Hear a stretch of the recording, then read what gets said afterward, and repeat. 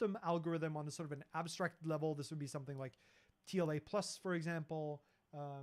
The former would be something like Connie.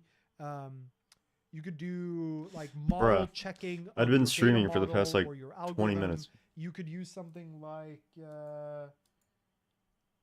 IO Automata, which has a formalism, like an it has a checker that I now don't remember what's called. But you can use IO Automata to model sort of. So I think my stream key automatically changed, so I was just streaming into the abyss for about 20 minutes.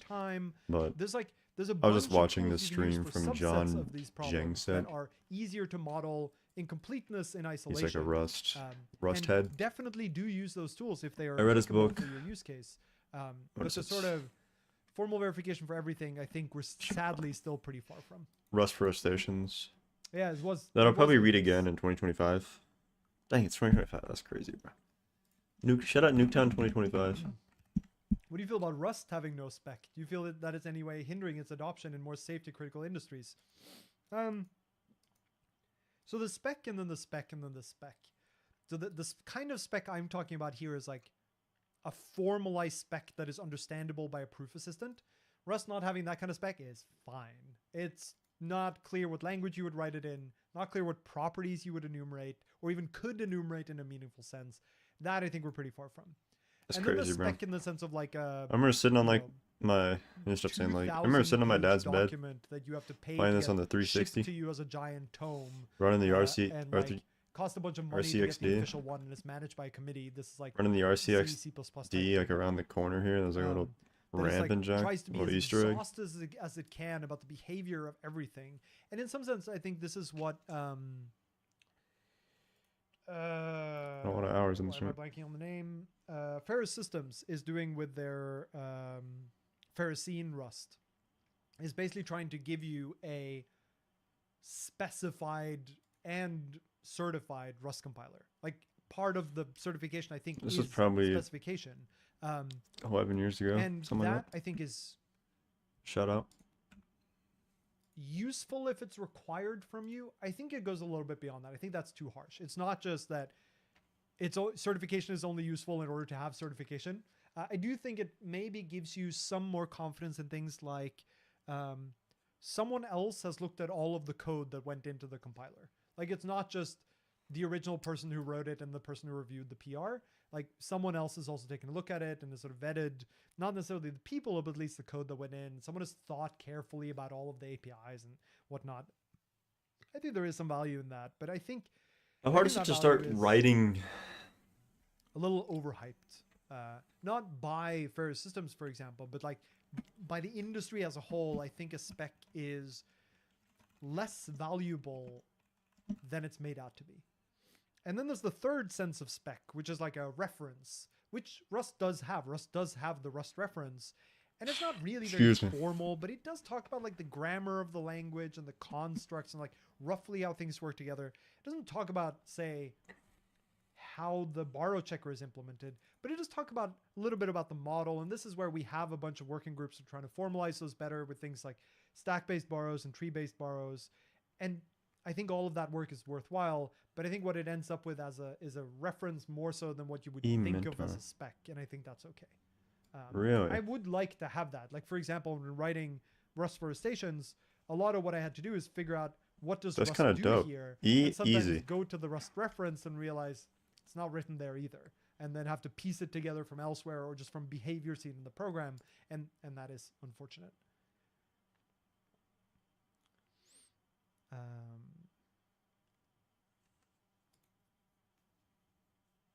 I've not heard of Versus Rust verification, but that's cool. That's kind of wild. Like having more options for verification. Having a mentor, that's really dope.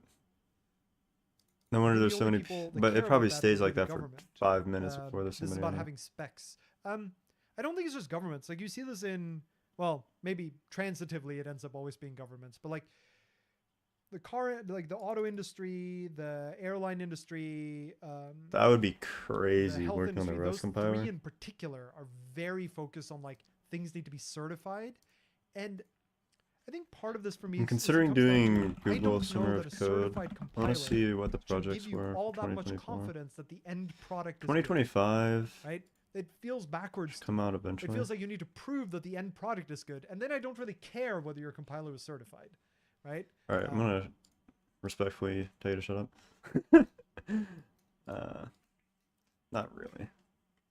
The time one was February 21. There's organizations. You register here.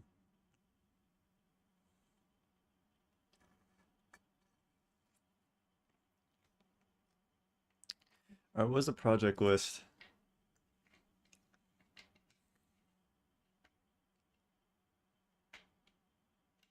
Yes, yeah.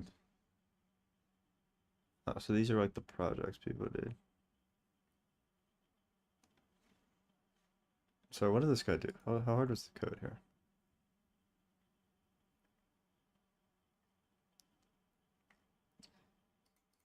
What about the one for Python Software Foundation? MLPack, Python.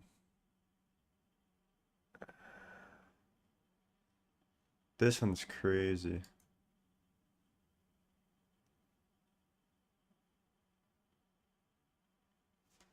I love the M is crazy, dude. That's wild. So he did what? Optimizing code for heterogeneous hardware. OpenCL C support. Calling IR.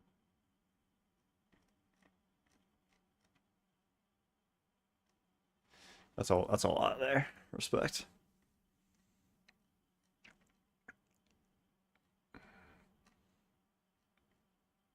Chromium. Did you try fixing Haskell.org? Wow. Wow. Of course it's on GitLab, dude. Brian Richter. Works at the Haskell Foundation. What did this guy do before?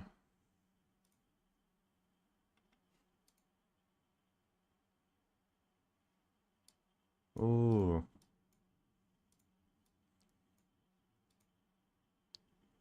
Oh wait, this is crazy. It's 2025 ideas, okay.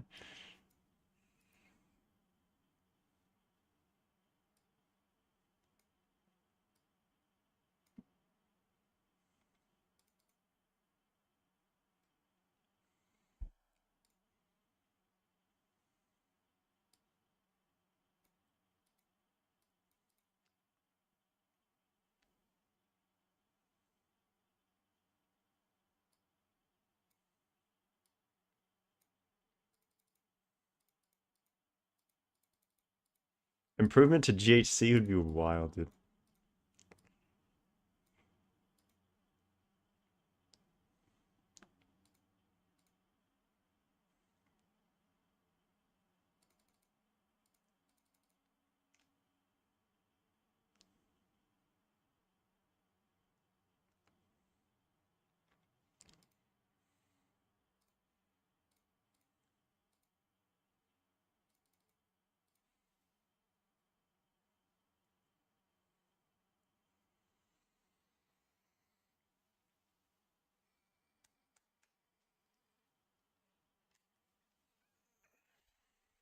That'd be so wild. That'd be so dope. Just working on Haskell all summer. Like working on GHC is crazy. Let me just go to the organizations is what I want. Working on Julia is wild. Any of the programming languages. LLVM is crazy. That's super correct. GCC. Probably rather work on LLVM. But shout out GCC. Git. I don't know about Git too much. Postgres. It's not really my domain, but it's kind of cool, I'll admit. Excuse me.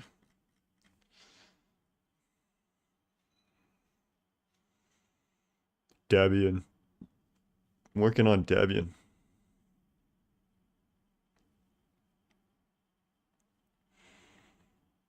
FFmpeg. That's dope.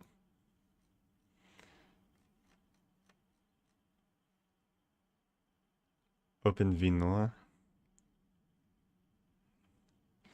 I wouldn't really care to work on something that I don't know. I could rather just work on it myself, by myself on a project I care about. Dart, GIMP. GIMP is cool.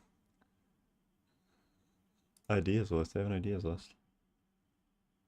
Oh.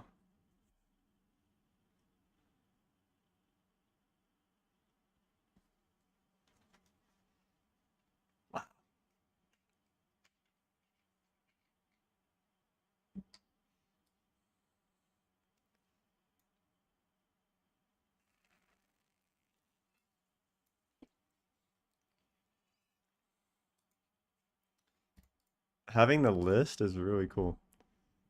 Lab Lua. Programming language research with emphasis on Lua. That's kind of dope. No, that's clean.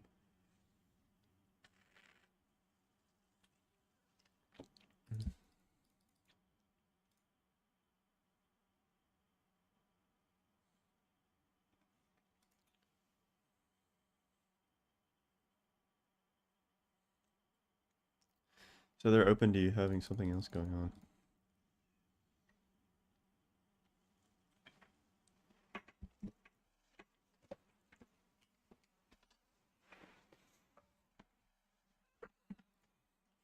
I think I could do this.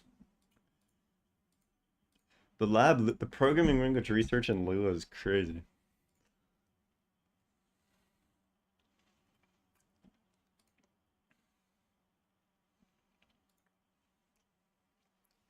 Swift is cool, but not as much.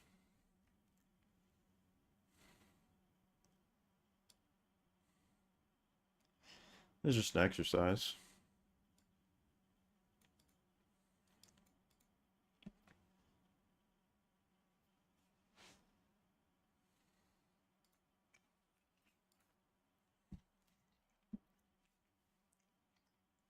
The main thing is that I'd want to be able to move from just doing this to Fortran is wild. Nah, Fortran is crazy. Я не Haskell видел сейчас. Rust Foundations.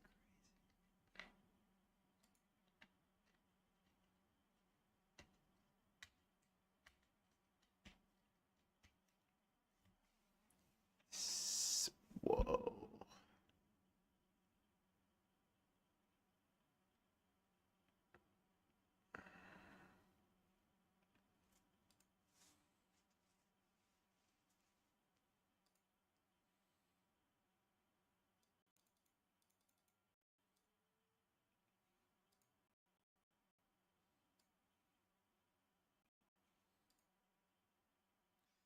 Я обязательно в этом напишу.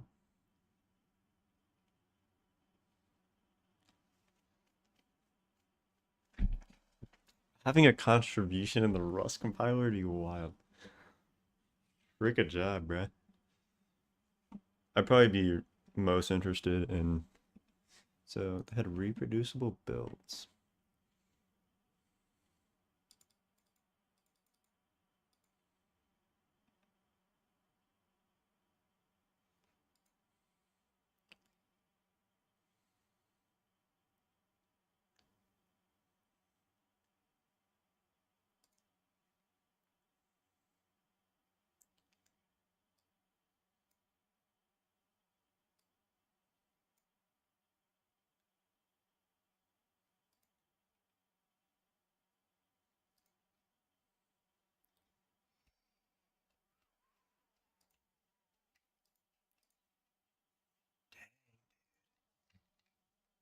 If I could get on a Rust project, that'd be wild.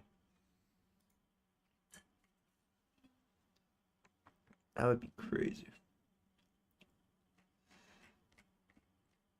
I'd probably choose between the Lua one. Said you choose 1 to 2. Lab Lua and GHC. That's crazy, dude. What did people do with the Lab Lua? They had 3.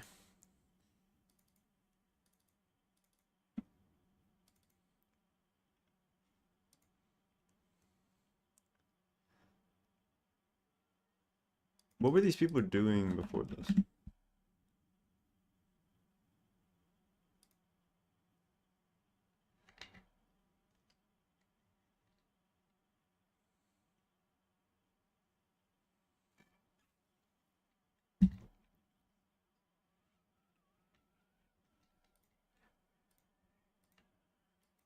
So he was chill.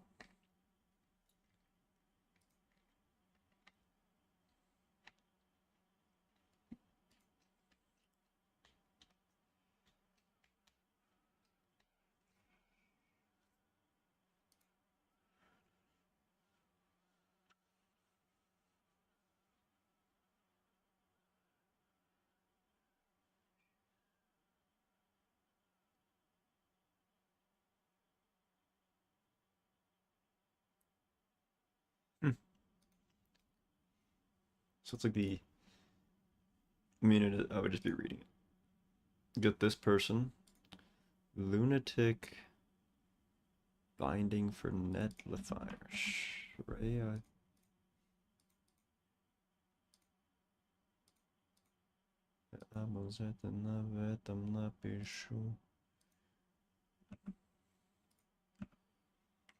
So I probably need to start doing work in a second. Shahriyar. Shahriyar. Lewin Colonel.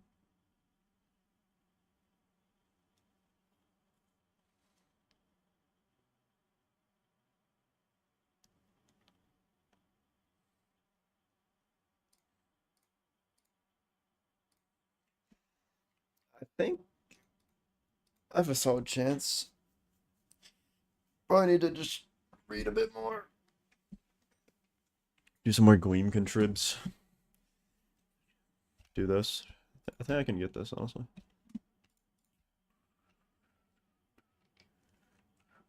What about the Haskell? OSP inlay hints feature. I feel like if I applied to this. Ooh.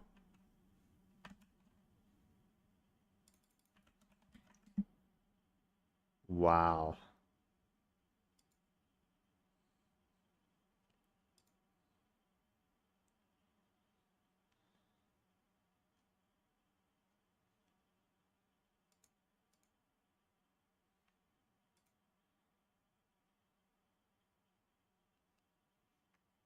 That's crazy.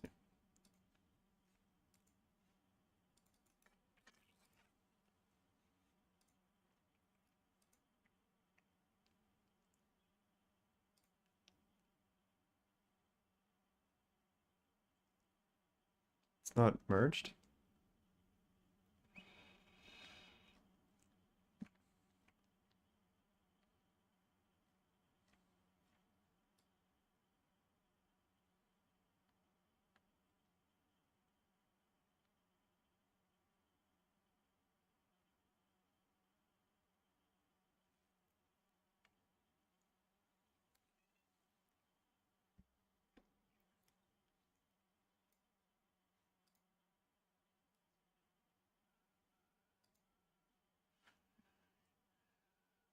I think I could do this. In a whole summer, I could definitely do this. Ooh.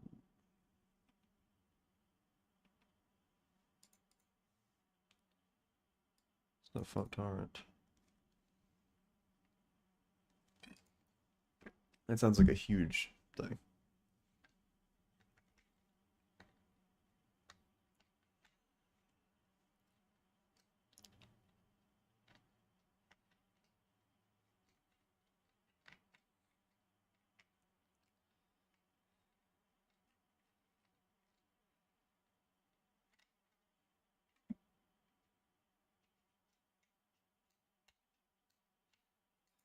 I'd be impressed if this was merged. This is pretty interesting. Hmm. Even just doing this, just having worked on this is crazy.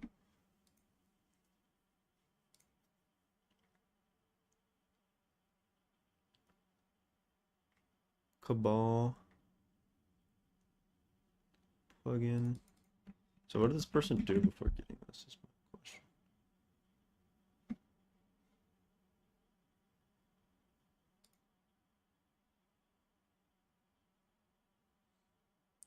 It's not the same person.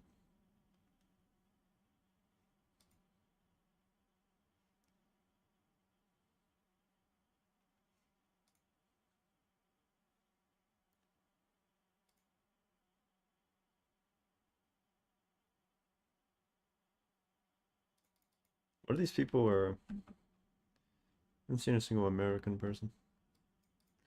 Interestingly.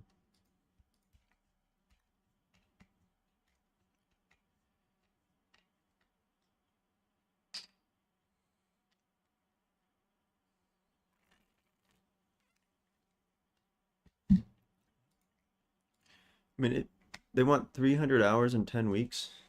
That's nothing, dude. That's nothing. I could be a. I could be a else. 300 hours in 10 weeks.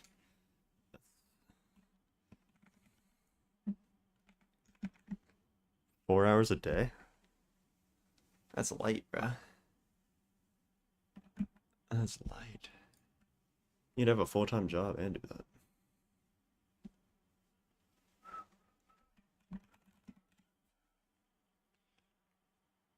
So what should I probably do before that? Finish my books. All right. So I'll finish 2 things today. But that's enough. 20 minutes just wasted. Yap. Let's read. Composing types. Can we move this? Thank you. The last thing one discovers in composing a work is what to put first.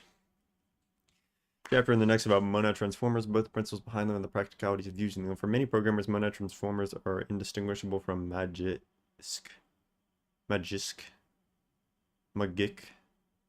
Anyways, so one approach from both angles and demonstrate they are both comprehensible via their types and quite practical in normal programming. Functors and applicatives are both closed under composition. This means that you can compose 2 functors or 2 applicatives and return another functor or applicative as the case may be. This is not true of monads, however.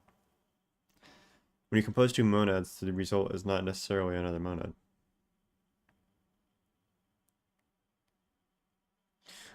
I couldn't immediately tell you why that's the case, but I believe it.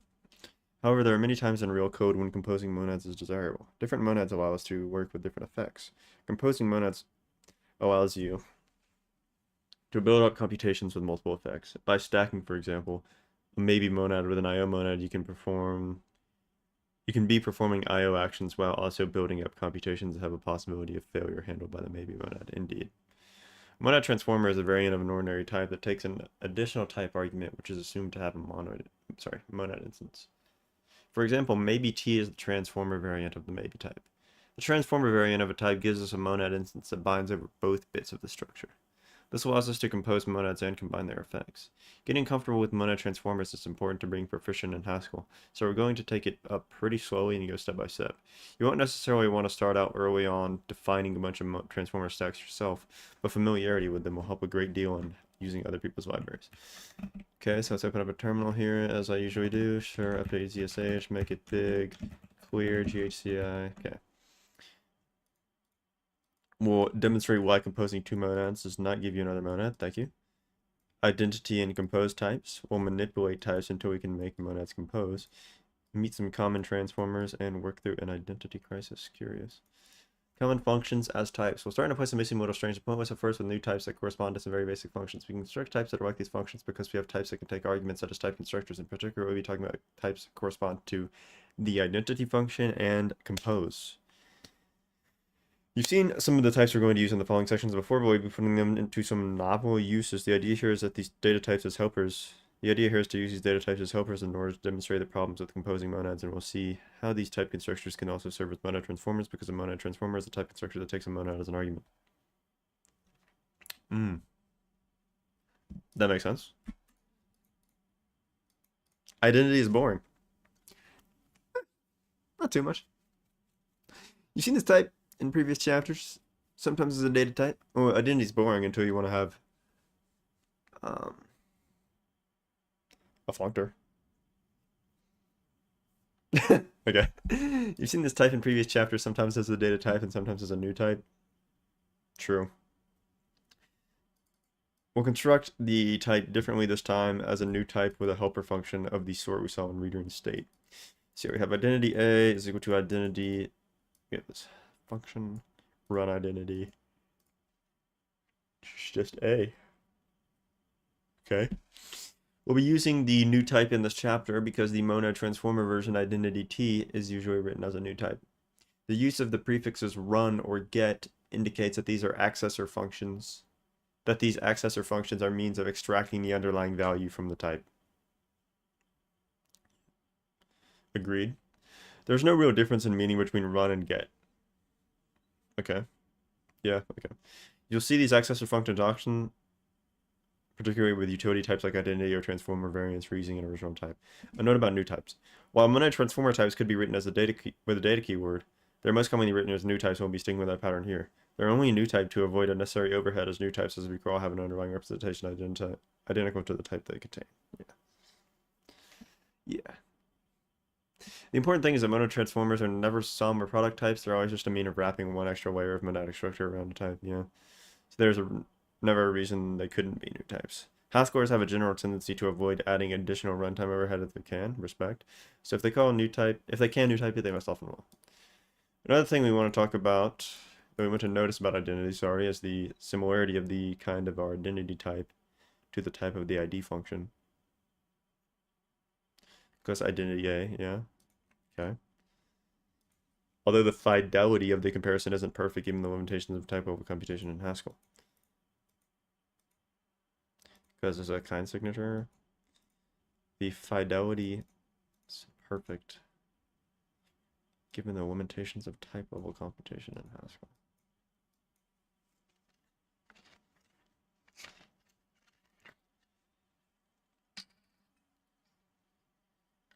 Is he saying that the kinds representation doesn't assert that they're of the same type?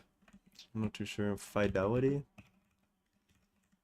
Fidelity. Oh my gosh. Everything's a freaking corporation. Fidelity, def, faithfulness. Yeah, bro's stuck in the 1800s, bro. Fidelity, faithfulness. The degree of exactness, which bro's using the third definition of fidelity, dude. You gotta have a freaking, what do you call that, Jack? Thesaurus? You gotta have a thesaurus to read this dude's book. Or you just have to not, yeah, just have to speak English properly. That would also help you. The kind signature of the type represents the type signature of the function, which we hope isn't too much of a surprise. Indeed. Fine so far, not much yet. True. Compose. We mentioned above that we can also construct a data type that corresponds to the function composition. Yeah.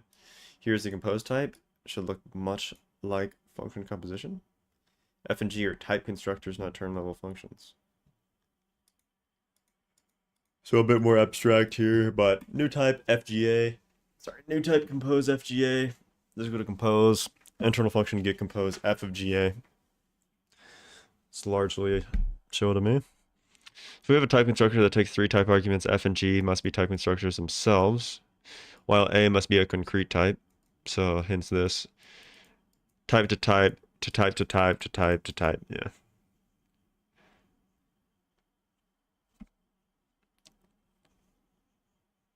Shout out eyes. I'm gonna check this in a second. All right. Check. Yeah, that works. Okay. Does this remind you of anything? It does look like just a higher kinded variant of the composition function, as expected. So what does that look like in practice? Something like this: compose just one nothing, and now we just have get compose just one and nothing. And these are indeed type constructors because you have just of a type. Nothing is just another instance of this up here. It appears. Compose just one. So I'm a bit confused. So he's calling compose. This is just F. or I guess the list is F. This is G.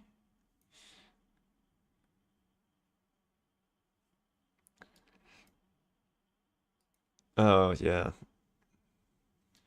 The list is F, maybe is G, int is A. Okay, that's fine.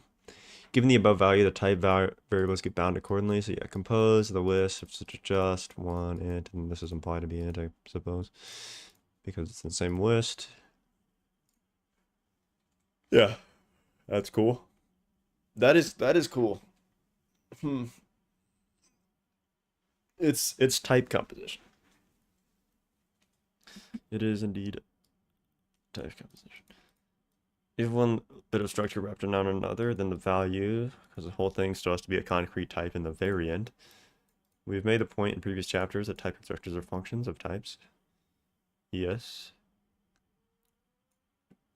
And you can compose them because they can take other type constructors as arguments. Two little functors. Let's start with composing functors using the types we've seen above. We know we can lift over identity. We've seen this before. So we're F mapping the function inside of identity, and that is the identity functor. True. It's a vanilla functor, doesn't do anything interesting, but captures the essence of what functors are about. Agreed. Mapping the function through the structure. Function gets lifted in the context of the, yeah, or you can look at it as the lifting it up to the structure instead of through the structure, either way. Turns out that we can get a functor instance for compose too if we ask both the F and G have functor instances. So yeah, you need the list and the maybe to be a functor to compose them, certainly. So functor compose FG, where fmap F compose FGA is equal to compose fmap F FGA.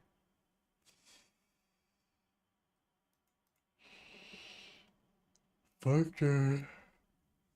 So the type of compose is FGA.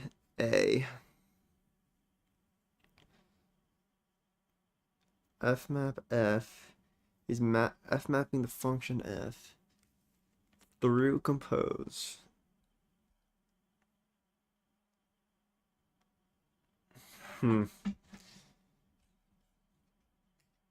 Compose. I couldn't write this from scratch, so I don't fully understand it. But let's resume. Now the F and G both have to be part of the structure that we're lifting over, so they both have to be functors themselves. Yeah. Need to be able to jump over both these layers in order to apply the value. Yeah. Okay, yeah. So we're going through both. We're going through the first functor. Okay. We're lifting into the first functor, lifting into the second functor, and applying the function. I believe. We have this type. New type, compose FGA. Compose get compose F of GA. Compose get compose F of G. Space A. What is the difference here? I'm not sure what this is saying. And if we use our functor instance, we can apply a function to the int value wrapped up in all that structure. Compose just one nothing, get compose. So yeah, this composed a list of maybe event. Talking about type composition here. Fmap plus one, compose just one nothing. So this will fmap just so the compose takes the function.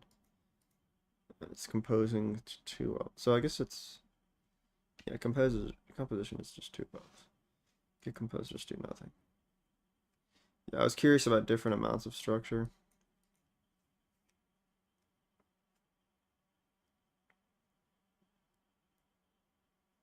And with three, yeah, I was curious about that. Just as the anonymous product tuple. Anonymous product is just what you call it. And the anonymous sum either. The compose type. Yeah, that is a really smart way to refer to them. Having an anonymous product type and an anonymous sum type. Я обязательно в этом напишу. Okay. Put this away.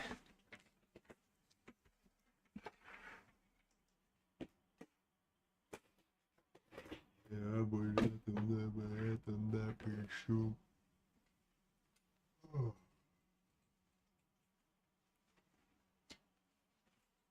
Rip.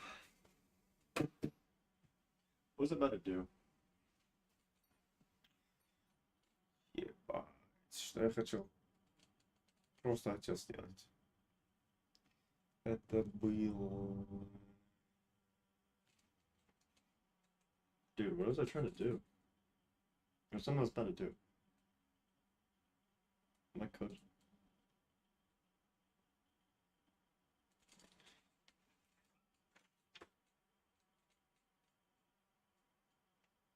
What was I about to do?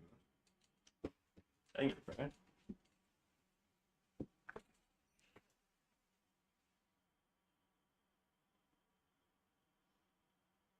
Hold on. There's something I was gonna do that was gonna take like 45 seconds. I was like, oh yeah, I should go ahead and do that.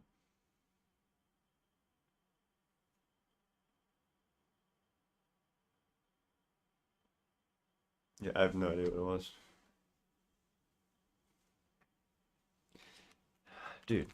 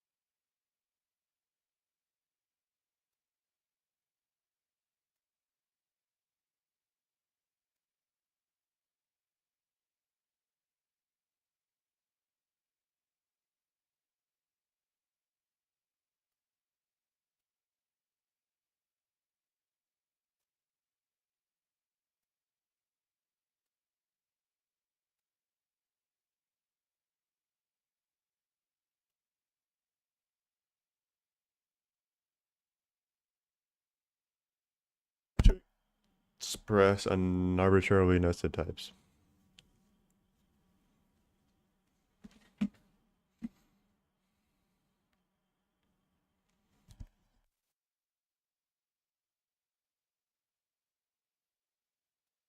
Twin plicative.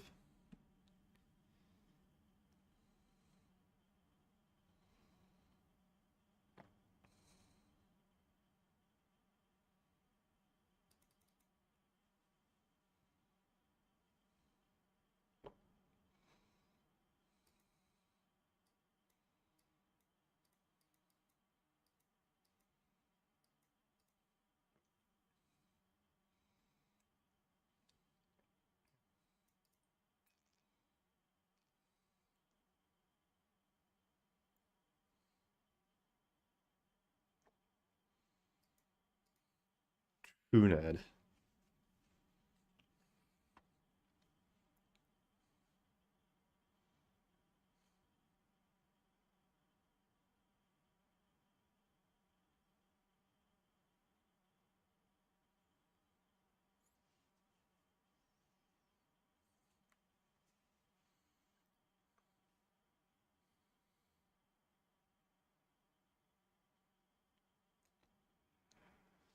FA to FB, FB to FB.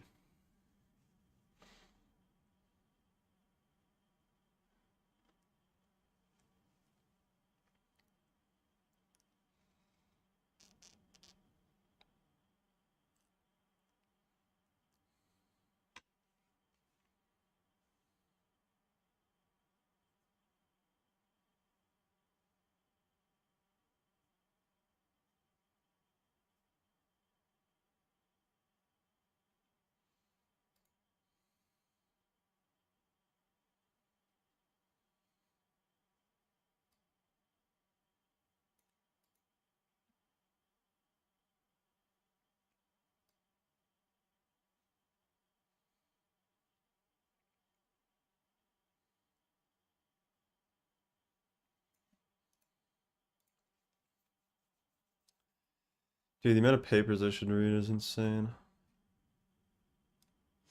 Or I thought I was doing something by reading books. Not even close.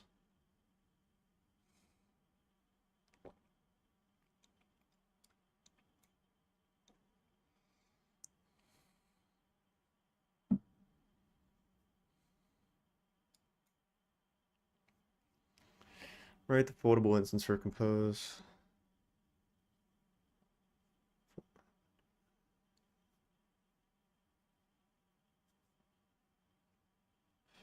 Yeah, I'm chilling. Let's just get to mono transformers.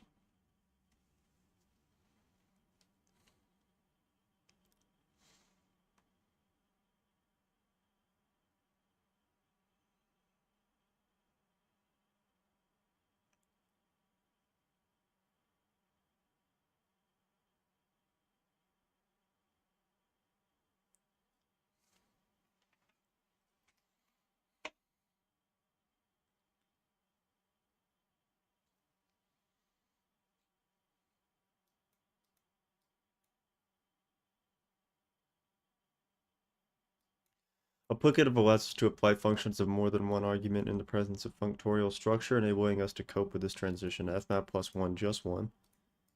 If you want to do this to a bunch, you do anonymous product, and then you're F mapping it to each of these. Okay.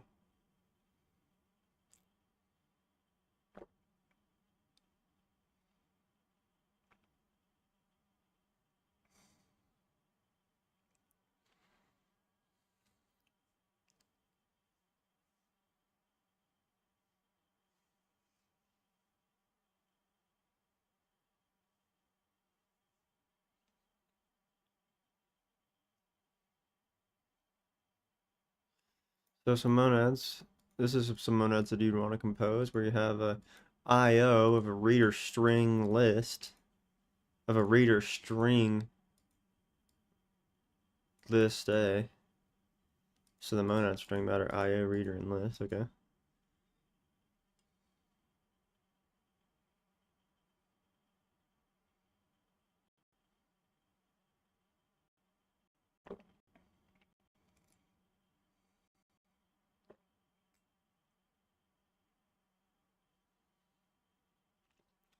Transformers are a means of avoiding making a one-off monad for every possible combination of types. Identity T. Just as identity helps us show off the most basic essence of functor applicative and monad, identity T is going to help you begin to understand monad and transformers. Using this type that doesn't have a lot of interesting stuff going on with it will help keep us focused on the types and the important fundamentals of transformers. What we see here will be applicable to other transformers as well, but types like maybe and list introduce other. Make it capital, bruh. Maybe it's intentionally not, because the list could be referring to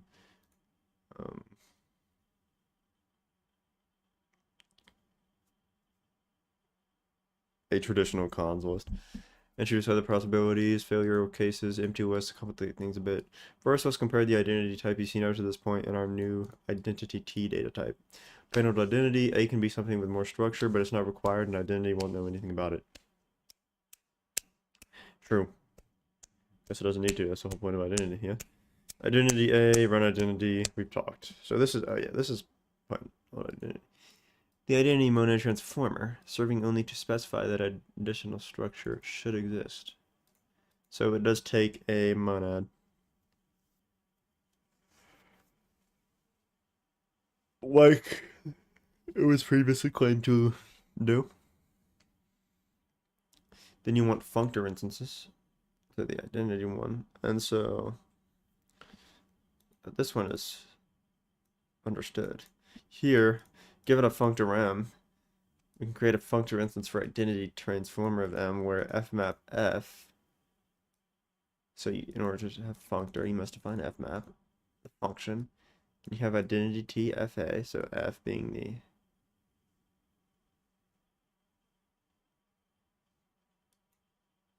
monad. Fa is the monad here?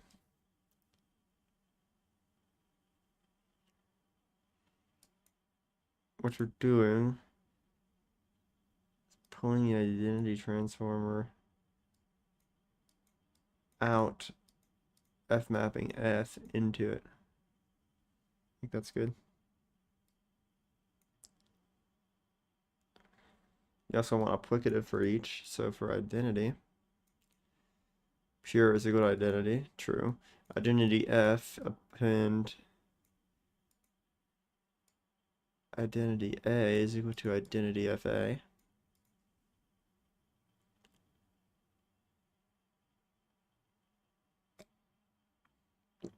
Okay. Instance applicative m, applicative identity tm, where pure x is equal to identity t pure x.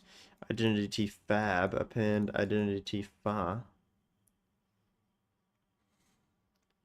Identity fab append fa. Okay.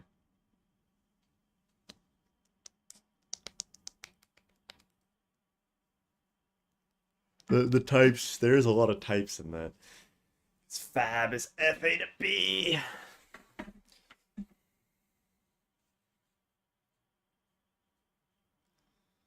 Monad instances. So in the identity case, return is just pure from append from applicative. Identity a bind f is equal to fa.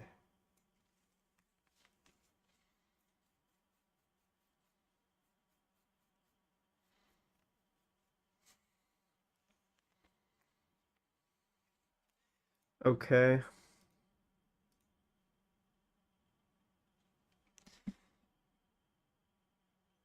Okay. And here, instance monad m. Given a monad m, we can define a monad for the identity transformer of m, where return is pure, certainly, and identity t ma bind f is equal to identity t, so we're making a new identity t, and then we are calling bind on the internal monad, run identity t,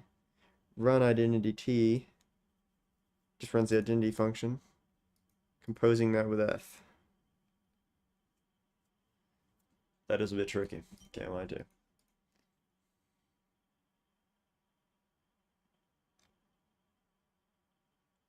you. I like when he does this, or they do this.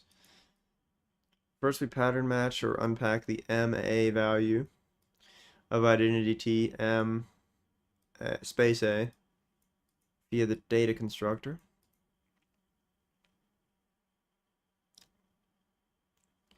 Doing this has the type identity T MA to MA, and the type of MA is MA.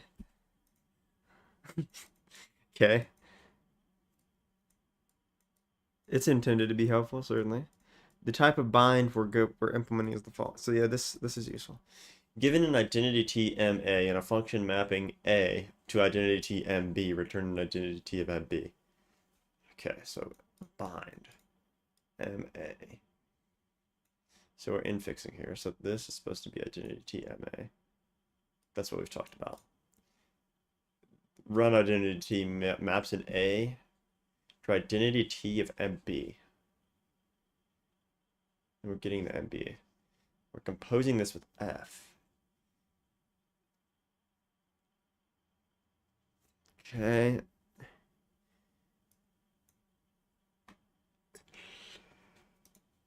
So 3F.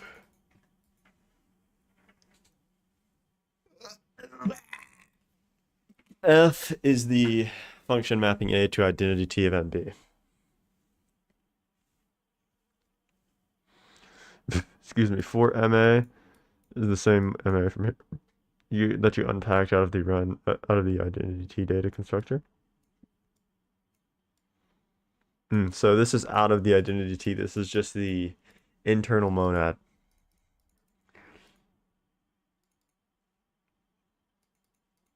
So this bind, yeah, okay. I was reading, this is a different bind. Yeah, that was confusing me.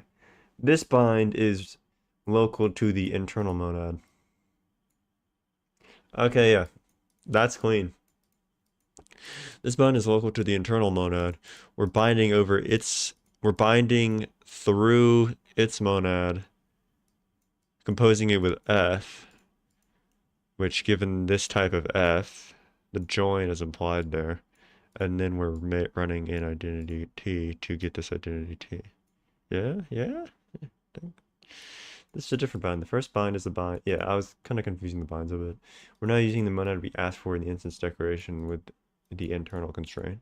This will have the type bind, classic bind monad A, function mapping A to monad B, return monad B. This is respect to the M type in the identity MA, not the class of monad instance in general. Indeed. In other words, since we've already unpacked the identity T and a bit it's gotten out of the way, this bind will be the bind for the type M in the type identity M, and the polymorphism is why you don't have to rewrite every possible monad composition as its own type. We don't know what monad that is yet, and we don't need to. Since there's a monad type class constraint on that variable, we know it has already a monad instance for it. Yes, because it has a monad type class constraint, yeah. And the second bind will be the bind defined for that type. All we're doing here is defining how to use that bind in the presence of the additional, yeah. Okay, that's really cool. That's clean. 6, so what are we talking about? 6 is the function mapping. 6 is the function taking a monad, it takes the A within the monad, maps that to a monad of B, yeah.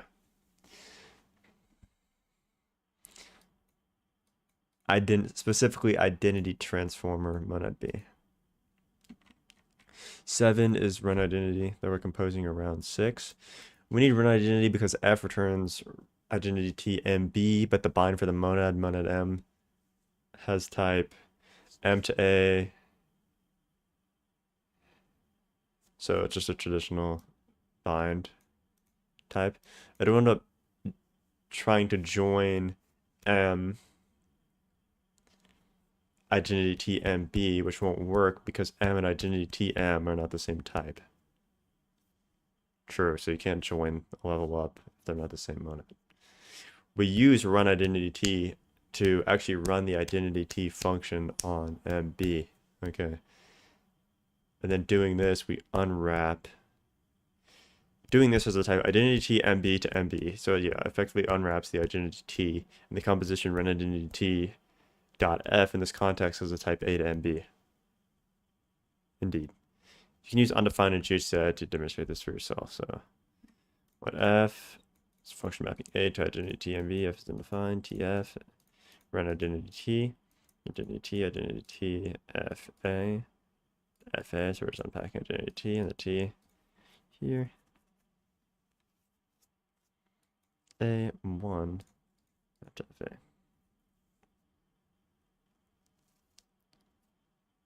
Okay. To satisfy the type, so what's 8?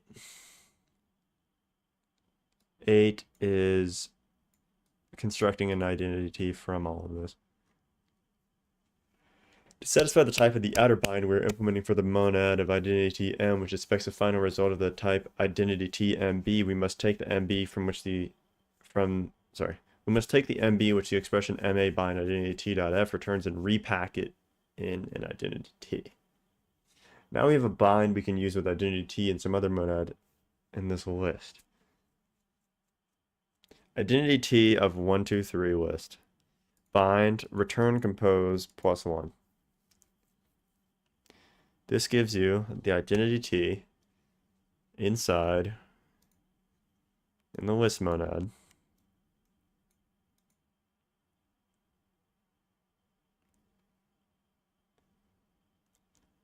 applying this function, then returning it in the list monad. Sorry, I believe this actually applies it in the... I'm unsure whether this is the the identity transformers return or...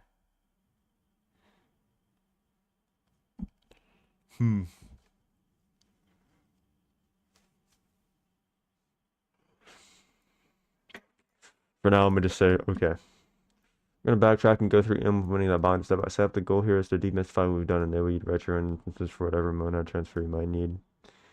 We'll go ahead and start back at the beginning, but with instance 6 turns on so we can see the type. Instance monad M, monad identity M, where return pure. Bind identity T M A to A to identity M B. So this is just specific monad composition for the identity T being the outer monad. Identity T M A.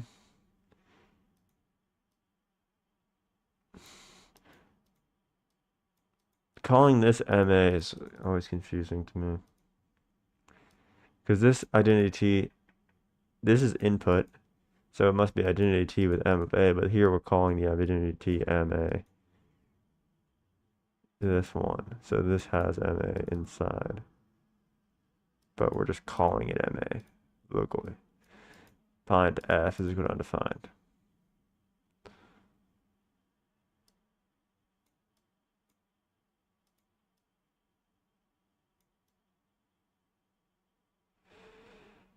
Even if the code doesn't actually work, okay. Let A inside monad B. What is AMB?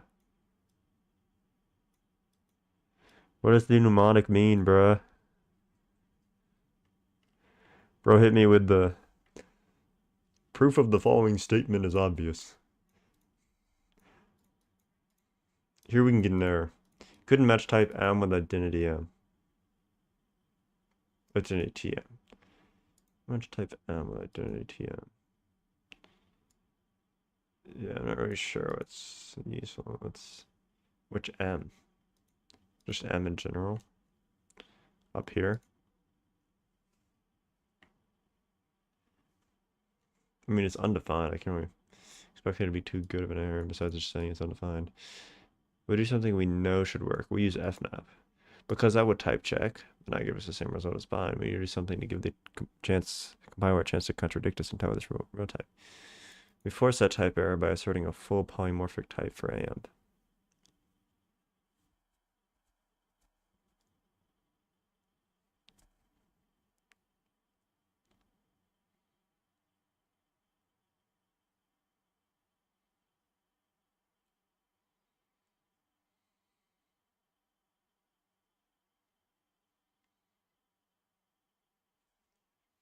So the problem is that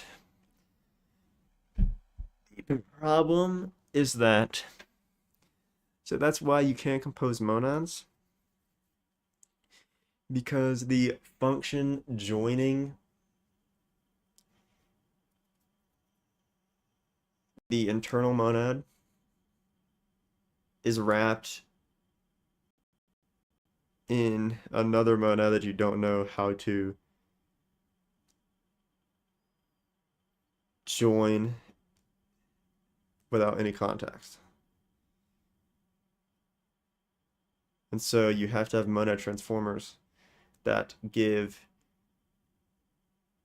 join via bind, they give join implementations for themselves so that when other monads want to be encapsulated within them, they have a way to lift out of that monad and use their own joins. Is what I'm getting here. That's my analysis, personally.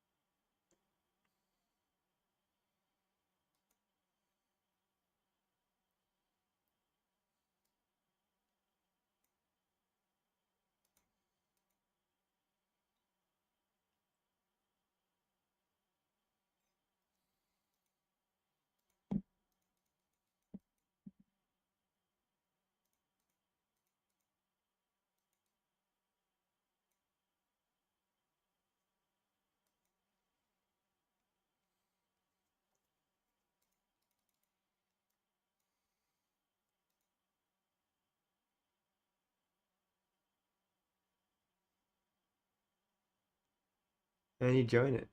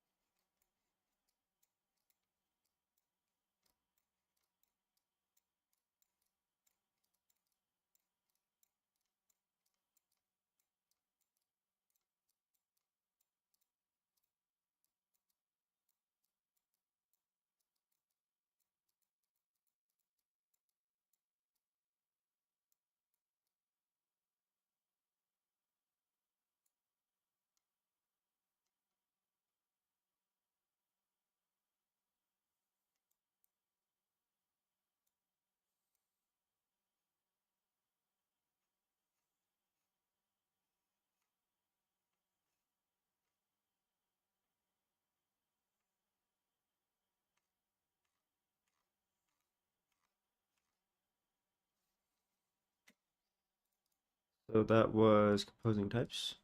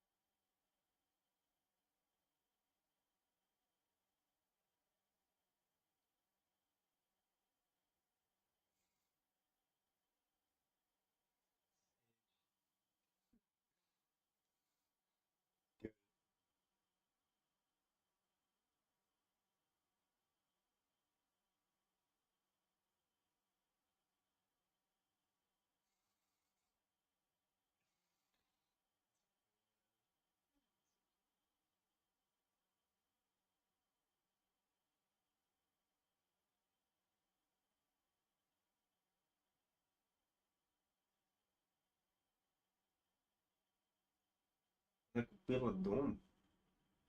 Ебать. Откуда это денег, бля?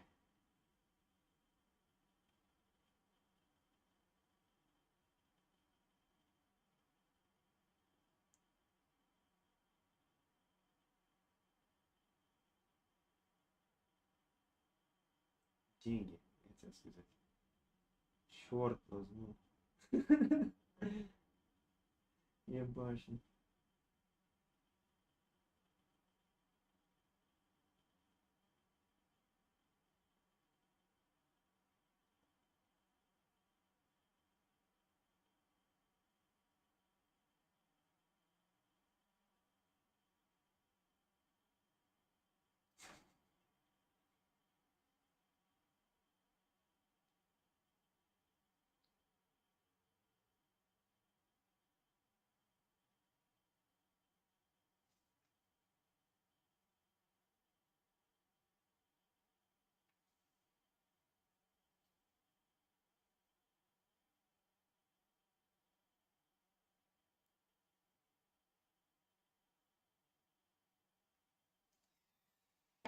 Ah, ебать.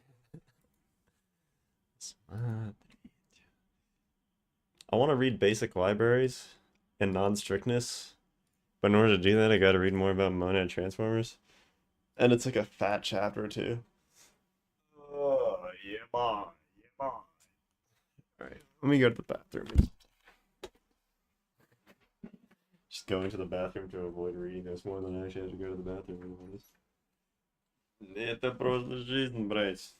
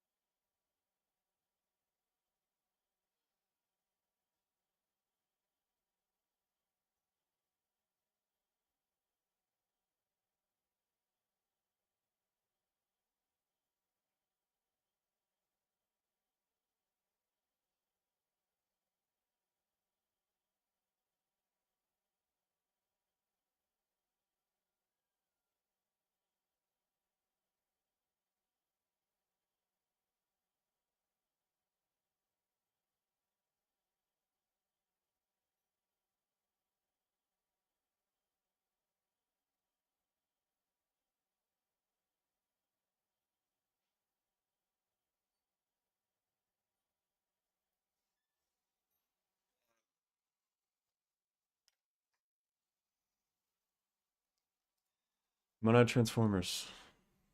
Stack them up. I'll speak no French. Monad transformers. The last chapter demonstrated why we need monad transformers and the basic type manipulation that's going on to make that bit of magic happen. Monad transformers are important in a lot of everyday Haskell code, though, so we want to dive deeper and make sure we have a good understanding of how to use them in practice. Even after you know how to write all the transformer instances, managing stacks of transformers in an application can be tricky. The goal of this chapter is to get comfortable with it. In this chapter, we will work through more monad transformer types and instances, look at the ordering and wrapping of monad transformer stacks, lift, lift, lift, and lift.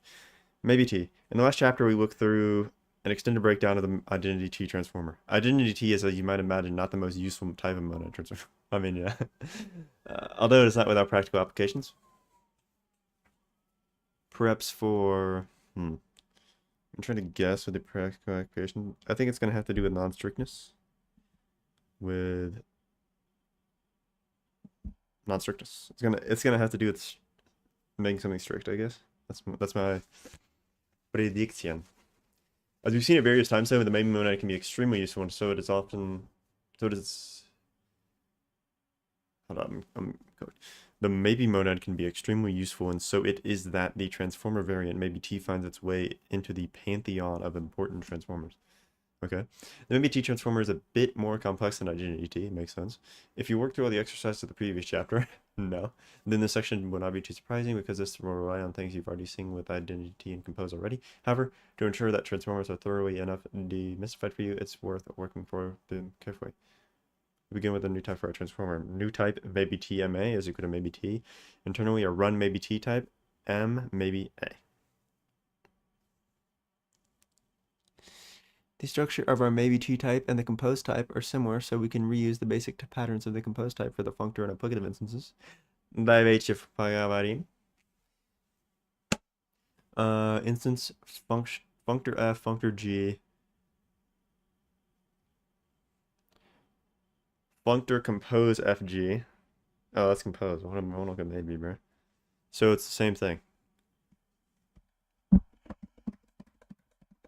Almost. Functor M to a functor of maybe TM where fmap F, maybe T MA, maybe T fmap fmap FMA.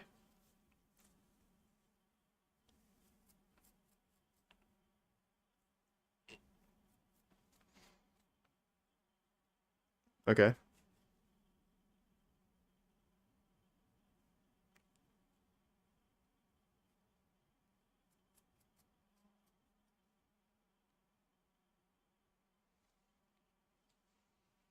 I don't do exercises, bro. We'll start with what might seem like an obvious way to write the maybe T applicative and find out why it doesn't work. This does not compile. So, let's cut out the... Don't let them move.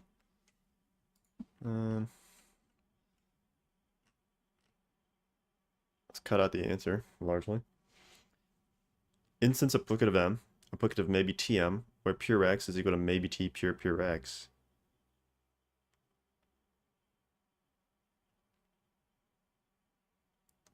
Maybe T fab.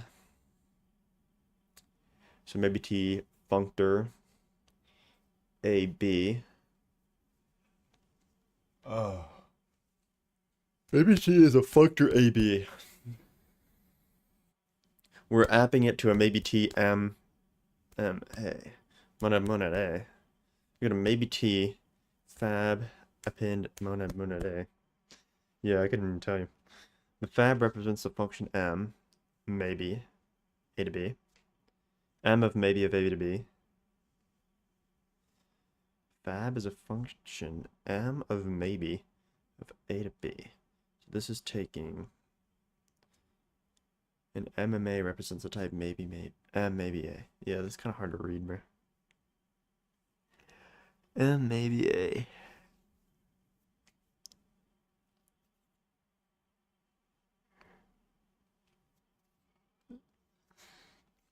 I'm just ignoring that. So the problem is that maybe A is not maybe B.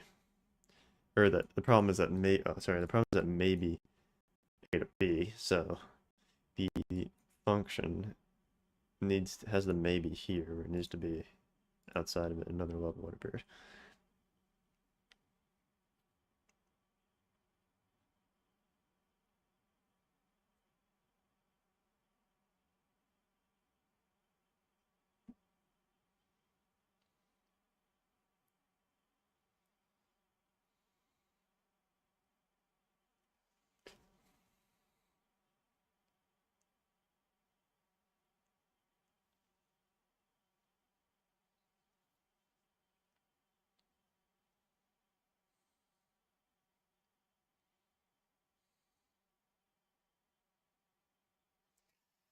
Yeah, this is just too hard for something that I do not need to know currently, at least. So perhaps I'll employ a Haskell-ish tactic and lazily learn this when I need to.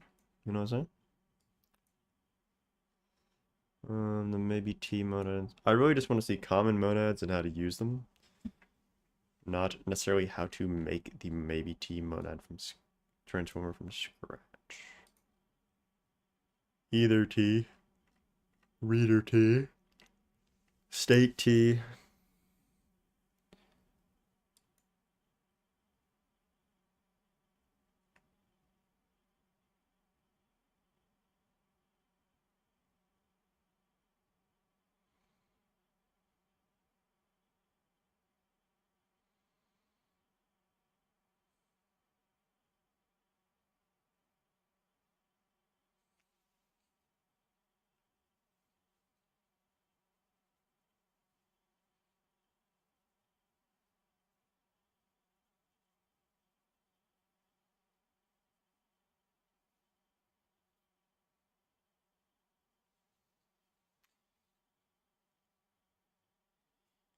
Reader, writer, and state into a huge type.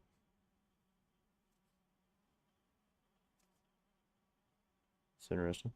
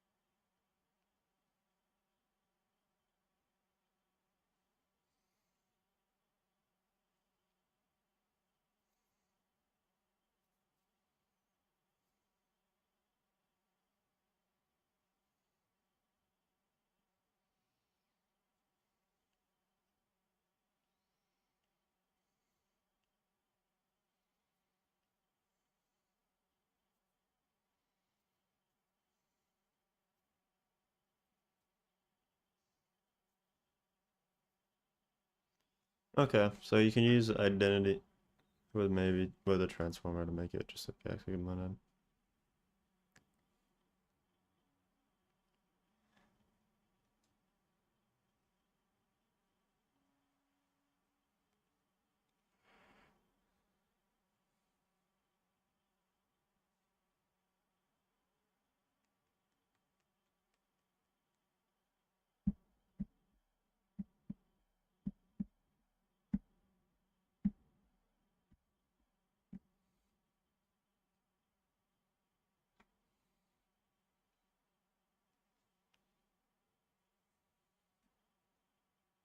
Except T.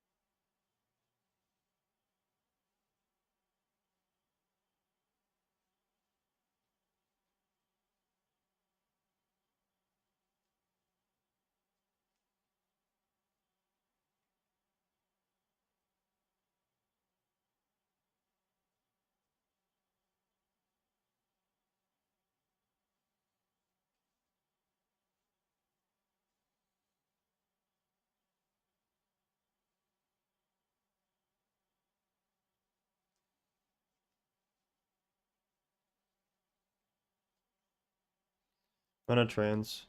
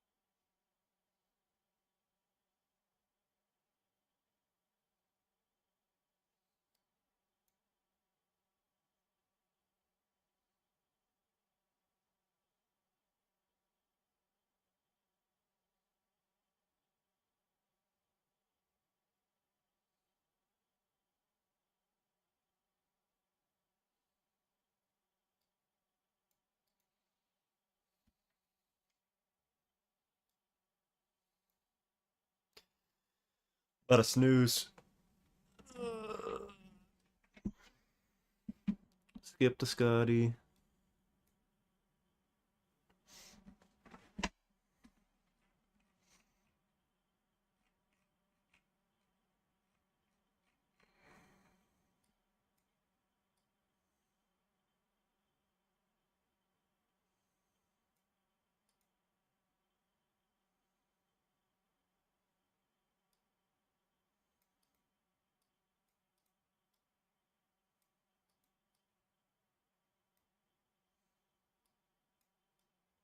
What the heck?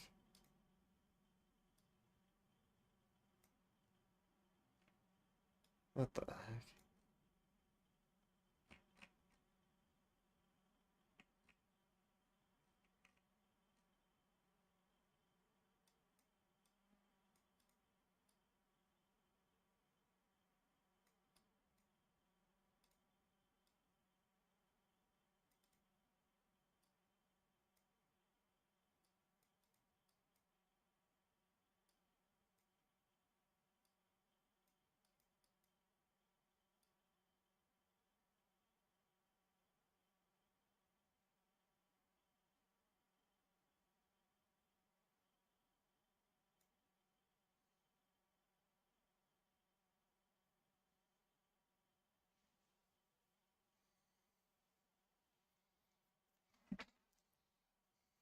Mana.io.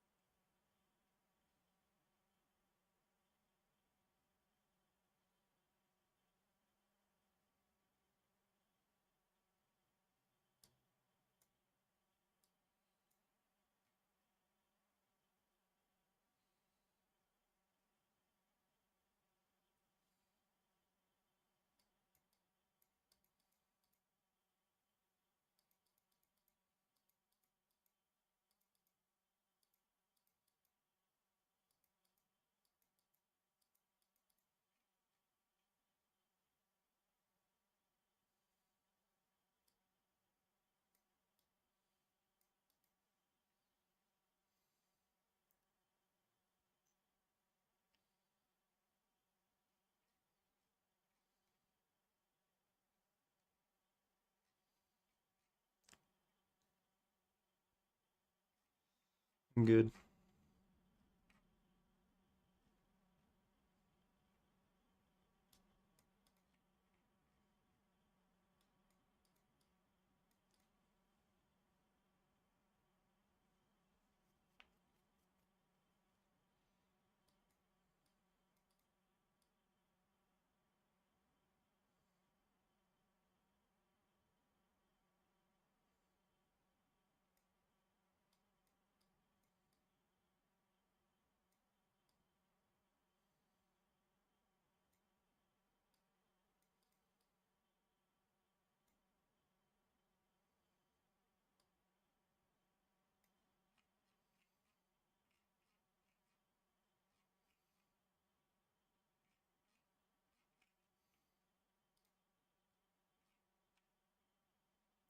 Oh, that's what I'm. That's the next book I'm reading there. Parallel and concurrent programming in Haskell. That's my next Haskell book at least. Or I already started it, but I was reading it as my like bedtime bed book. I think it was a blunder because it's probably best as a sitting at the computer book. Non-strictness. All right, 100 more pages. Let's finish this today. Oh, let's finish this today. Во-первых, сколько сейчас времени? 14.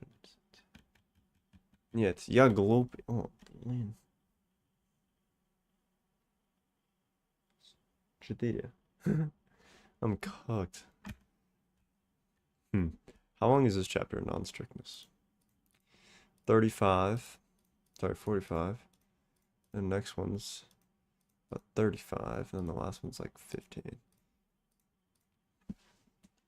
How long have I been streaming already? Alright, we're gonna finish this book. Then I'm gonna do something else. Progress doesn't come from early risers.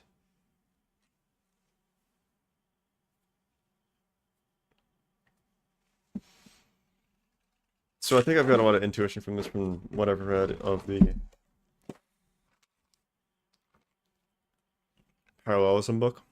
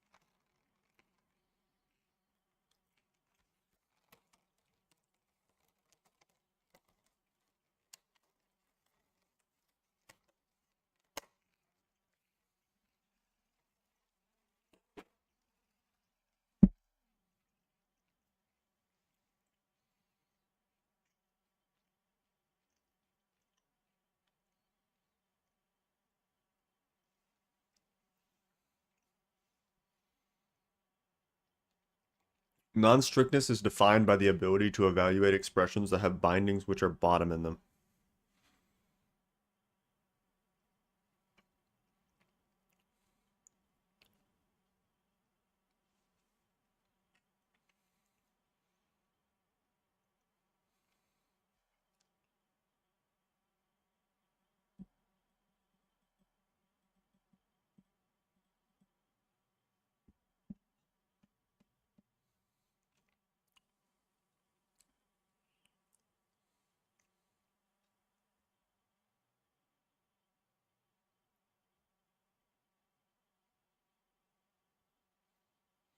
A truly lazy language memoizes everything.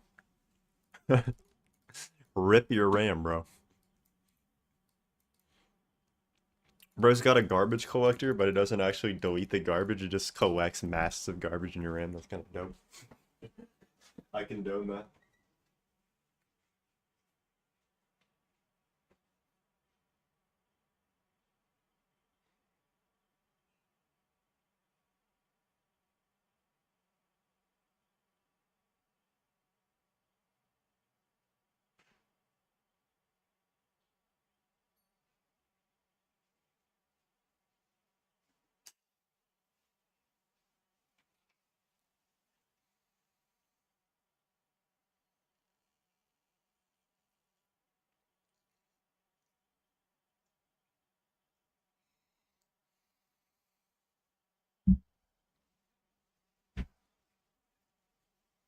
I know this book was kind of advertised as a first, you can read this if it's your first time programming book. I'd be quite impressed.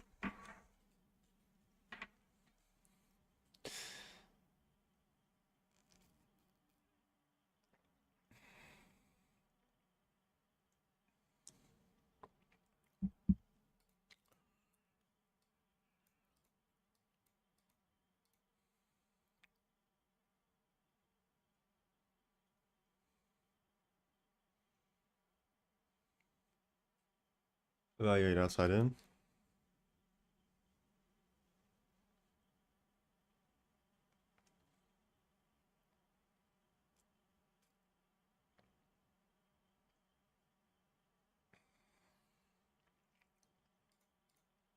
Possibly kaboom.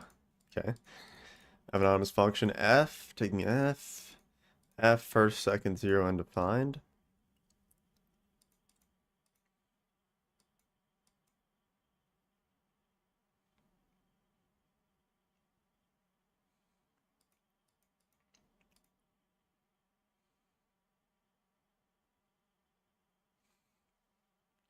Booleans and lambda form. True this.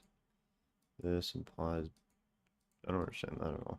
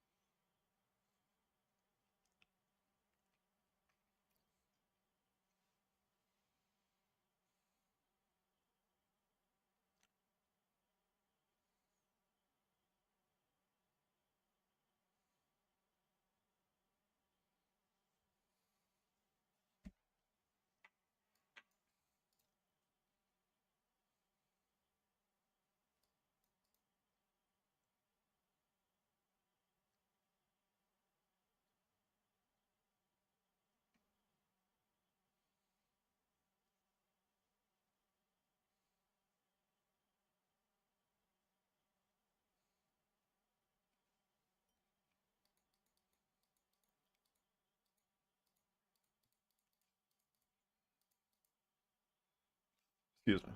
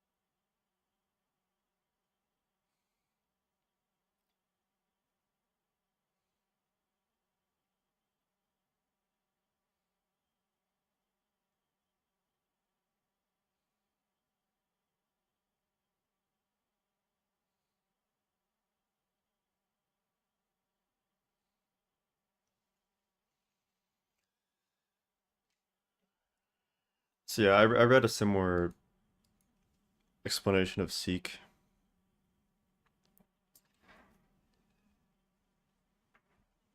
in the other book, but we can repeat. It's been a bit.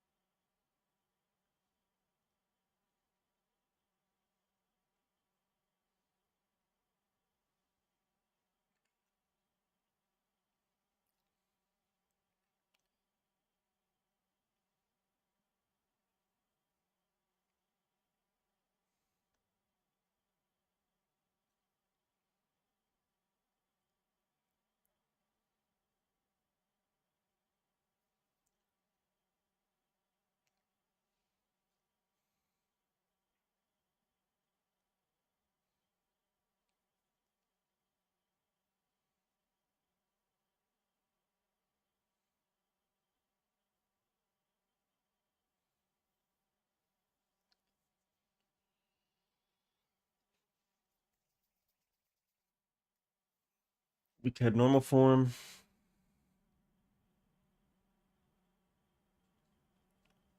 Parallel and concurrent programming in Haskell. Yes, sir.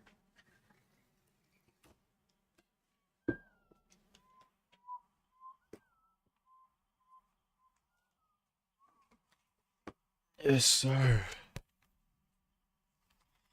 You can see how I've neglected this book based on my bookmark being in the 0th position, though. Let's get one of these.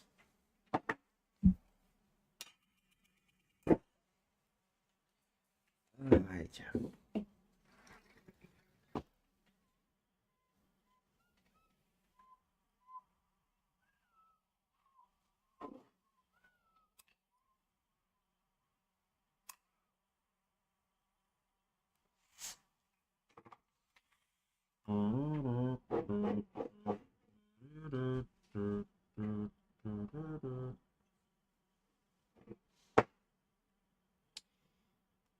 have reached.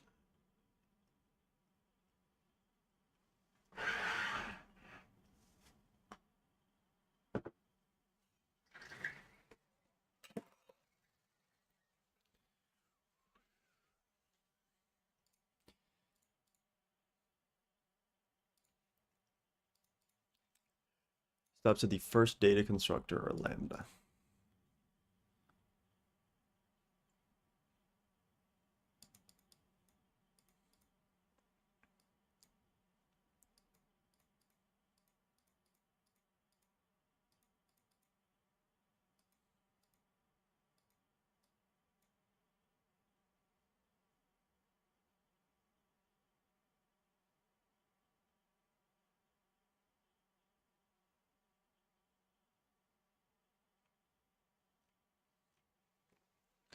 Wish you'd tell me what DC meant.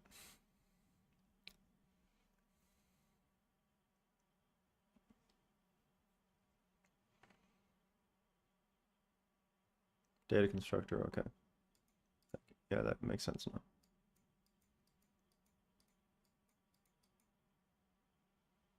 Switch stopped at the data constructor. Interesting.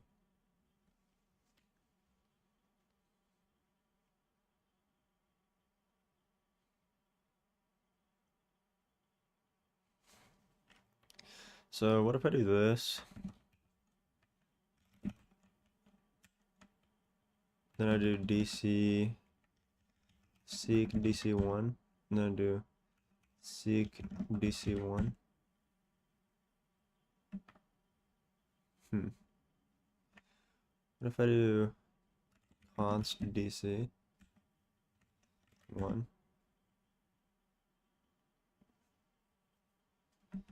Seek DC1. Seek, so it doesn't actually mutate. Okay.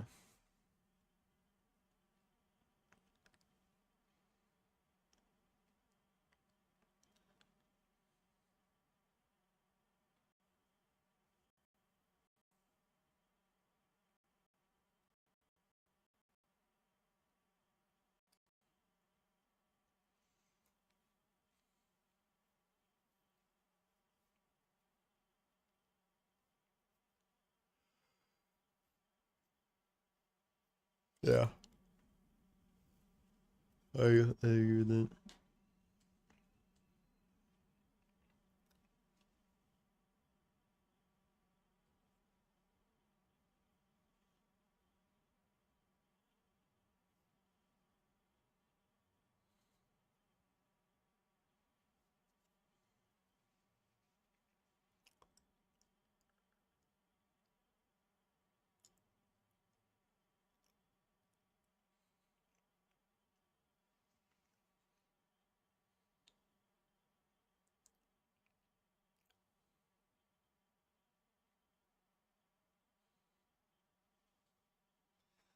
JC core.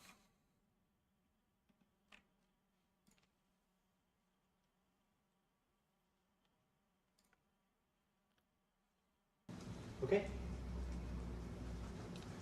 So let's look at the core length, which we have talked about by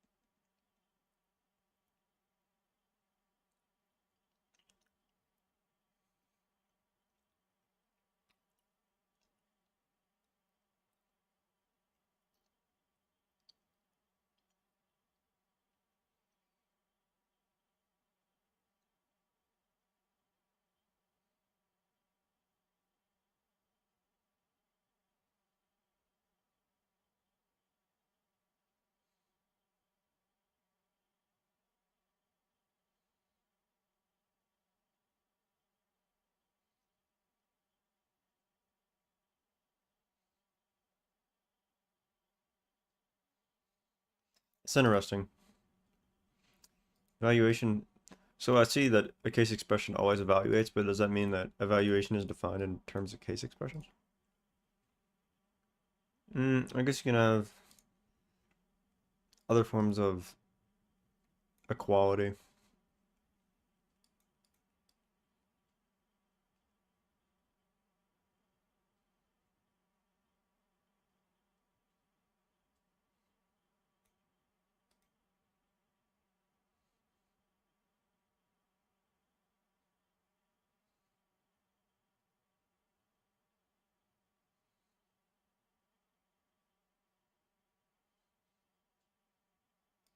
This is just gone.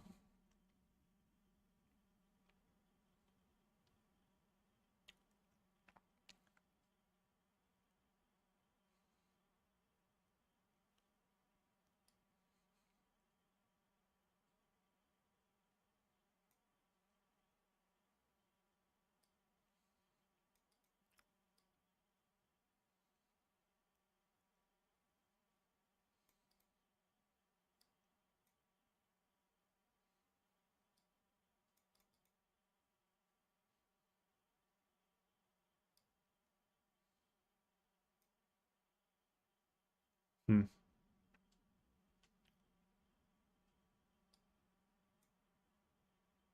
Default.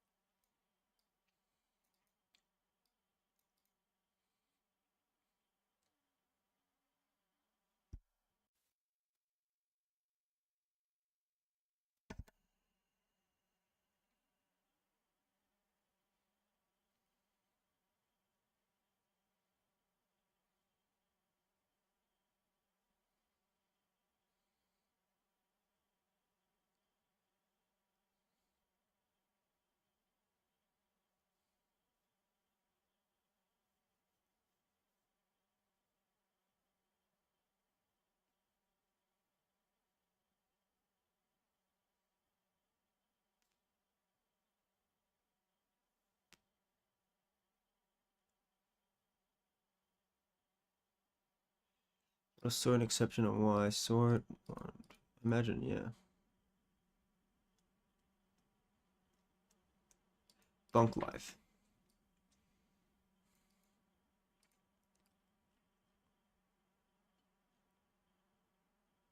Heap object.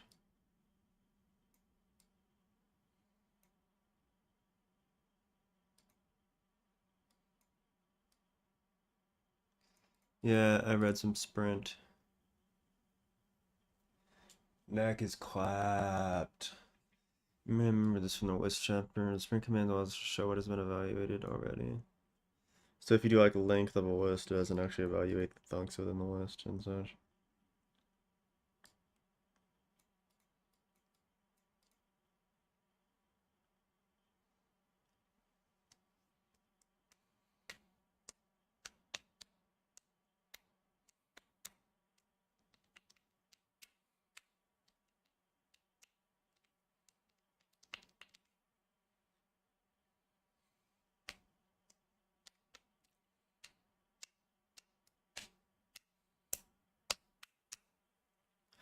My list is a series of chaining function applications of the cons operator and an empty list.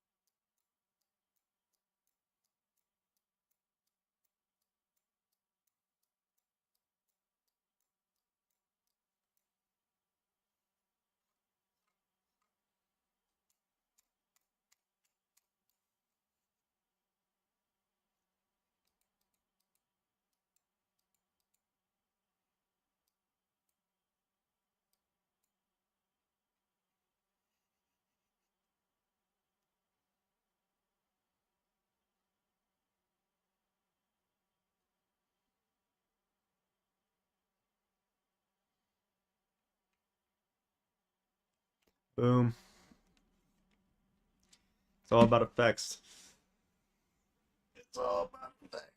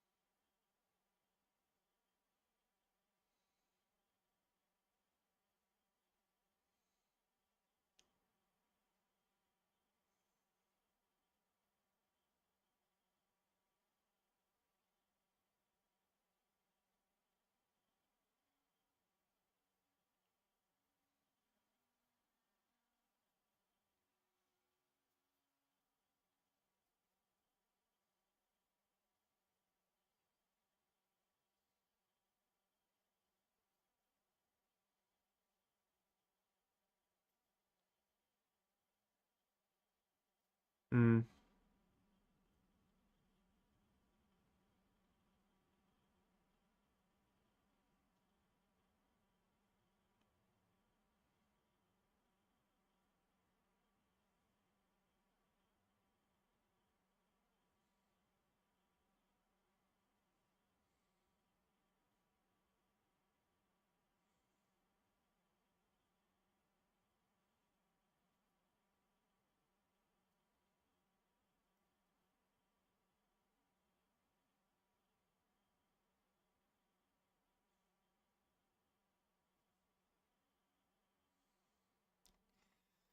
Sometimes you don't want sharing. Sometimes you want to know why sharing didn't happen and when we did want assumption. We can say the inline expressions when they get used prevents sharing because it creates independent things so we can create it separately.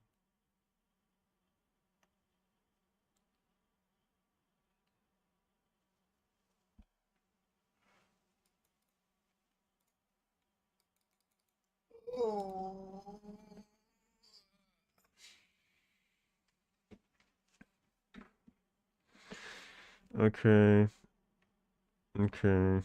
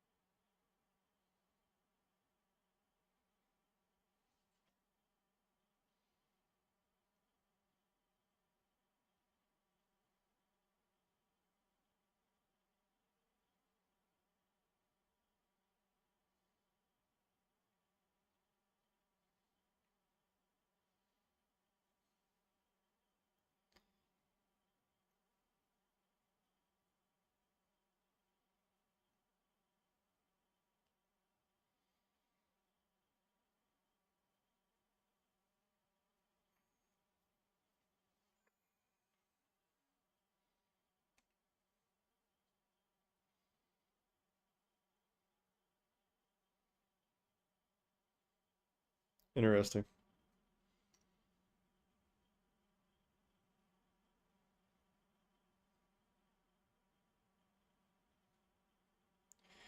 So in this instance of a type class, it's not going to be shared.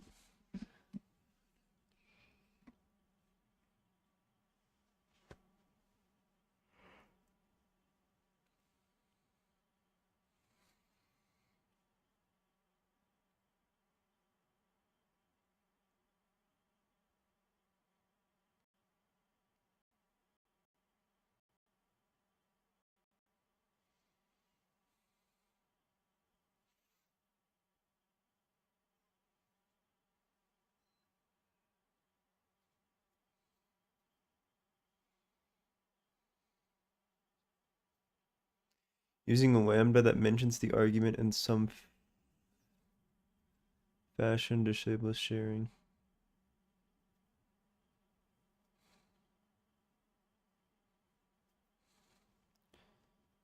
For sharing by giving it a name with let.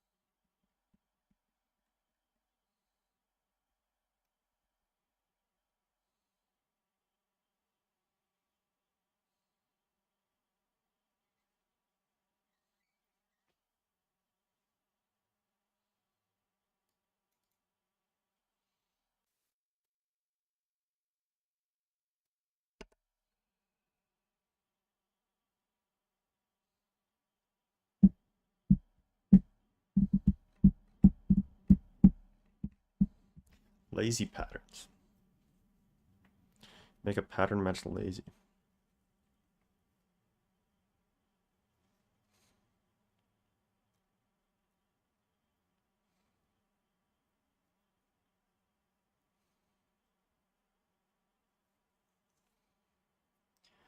Bang pattern.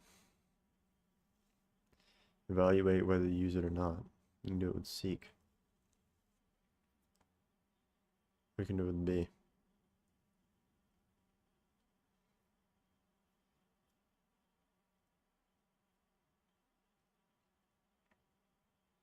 So the bang compounded the same thing. First one had just the lambda and the case actually values it.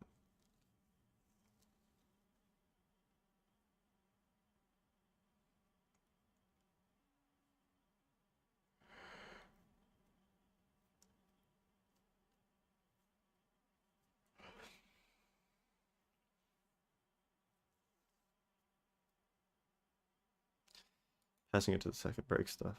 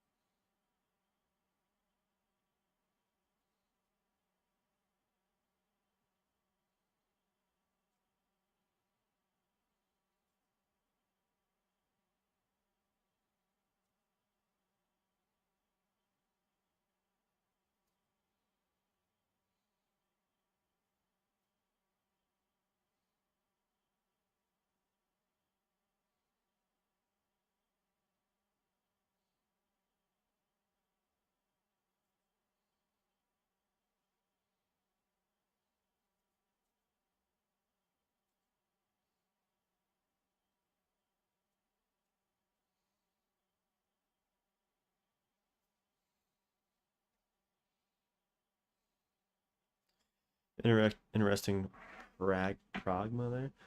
Strict pragma, language pragma, interesting pragma.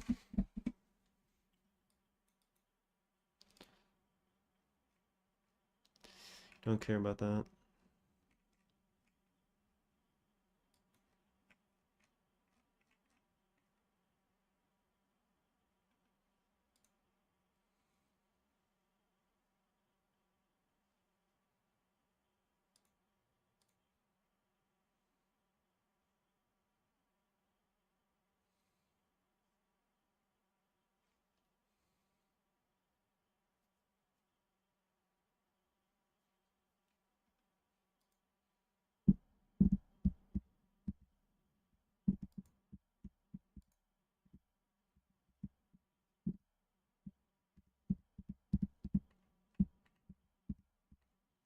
All right, let's skim through some basic libraries.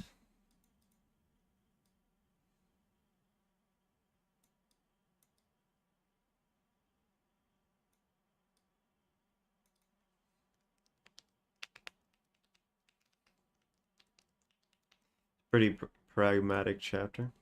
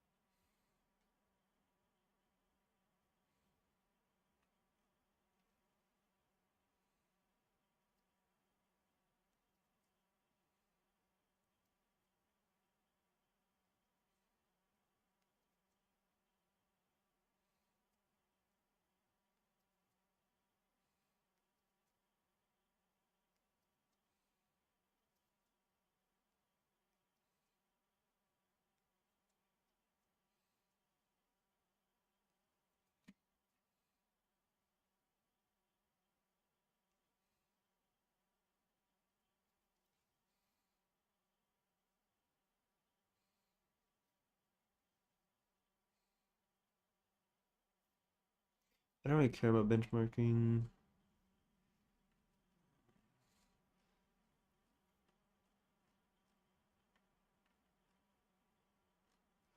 I'll read this.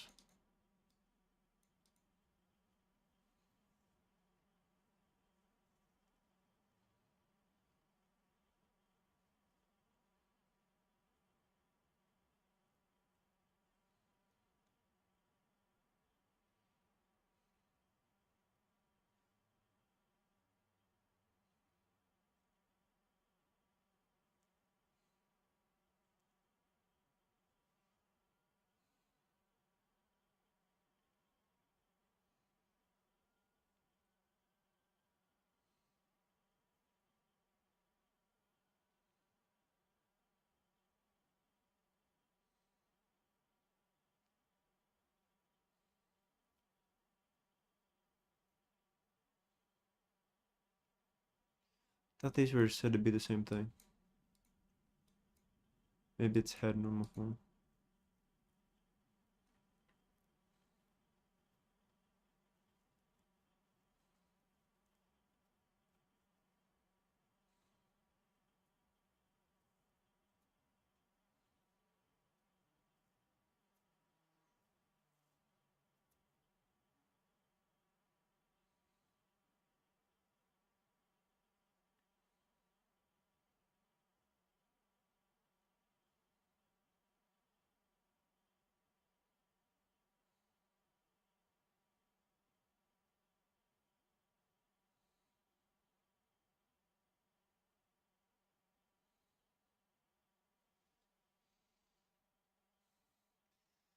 Must continue.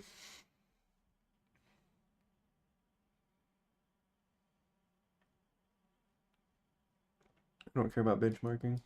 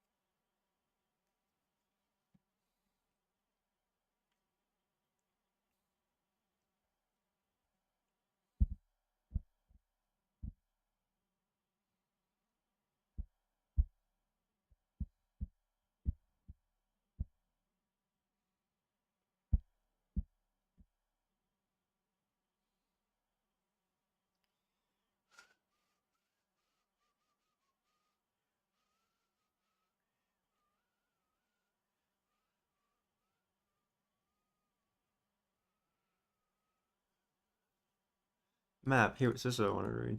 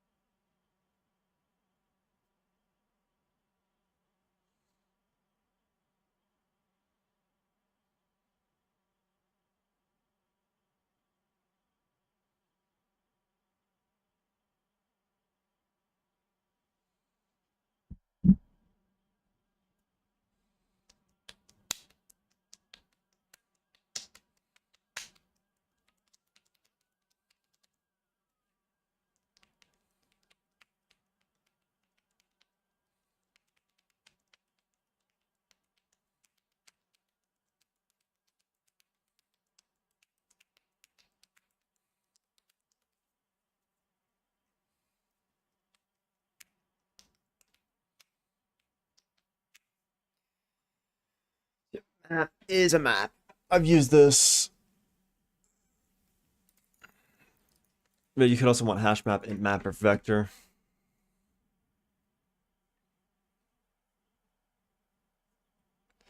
Set, it's a map without the value part.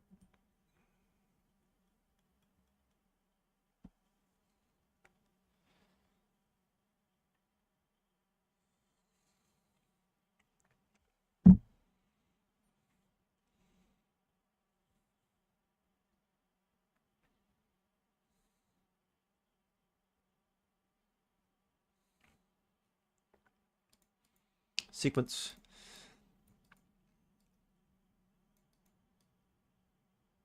Cheaply on the front and back.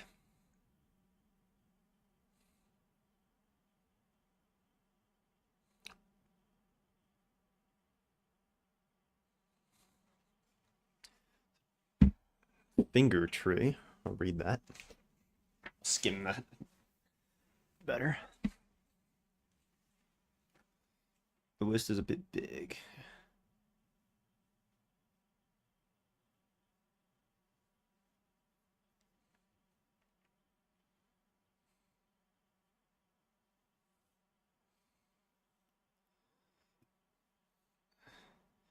Vector. Efficient arrays.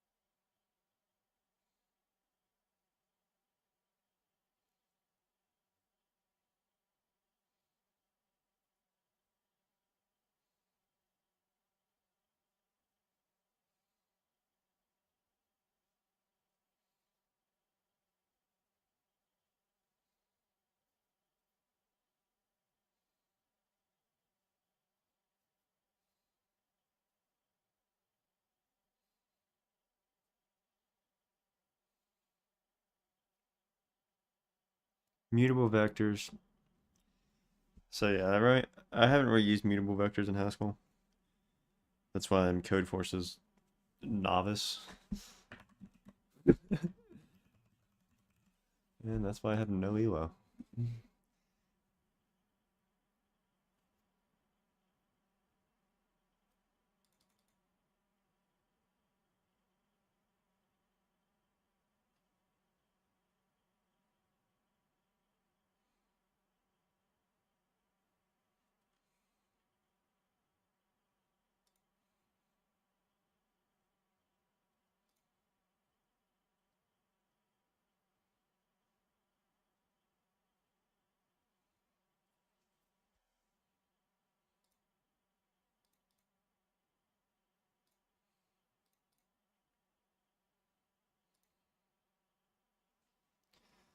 That's why I am a newbie. Not even green. Oh, I'll try to get to green. I think I can get to green the next contest.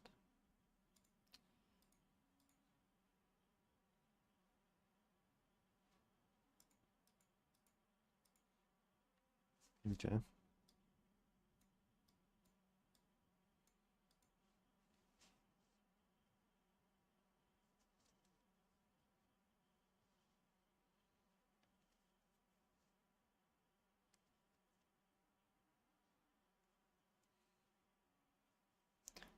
And this is this is a lot.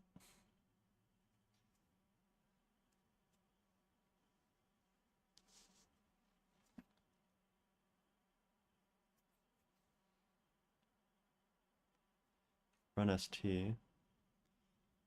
This one is IO.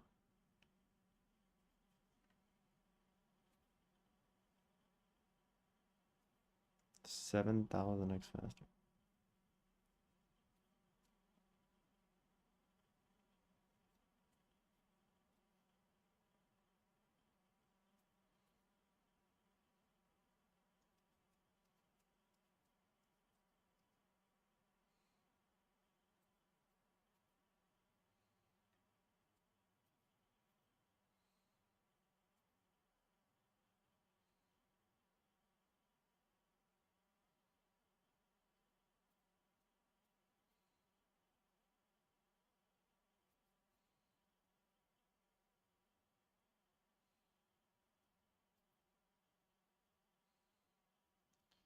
Mutable variant of the state monad.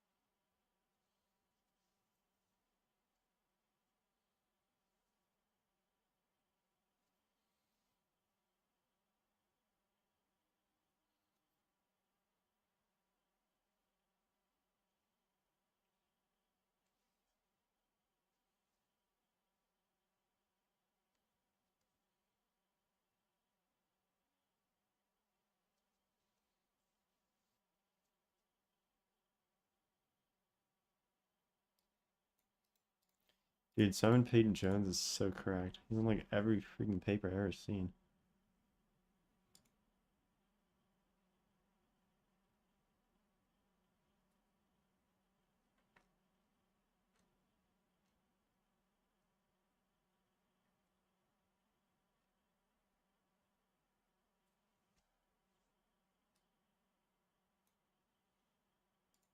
Just like the abstract.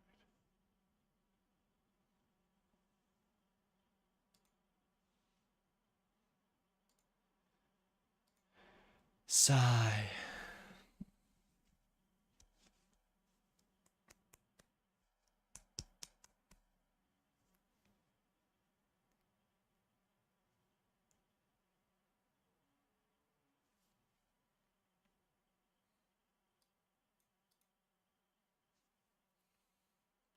String types.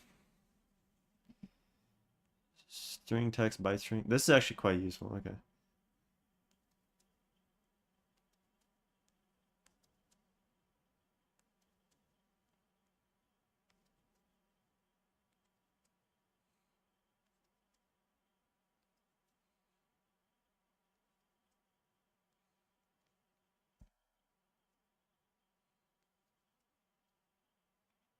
Just a book. Okay.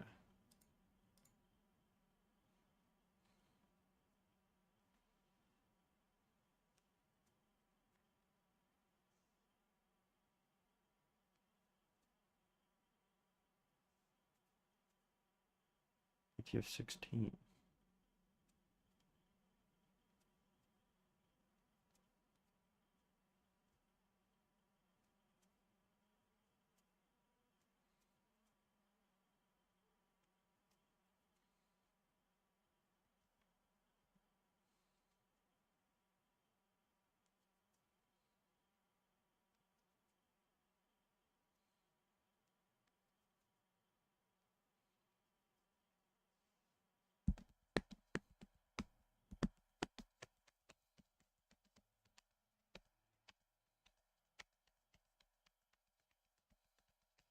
So just consider streaming if you're leaving one trial. Okay.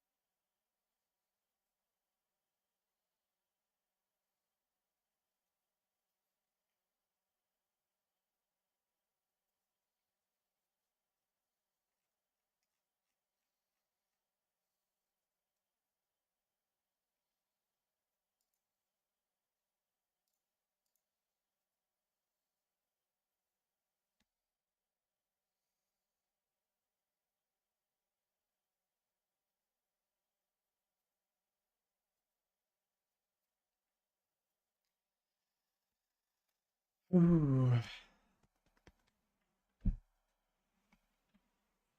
Chapter 29. It's a little 17-pager, dude. Let's do it.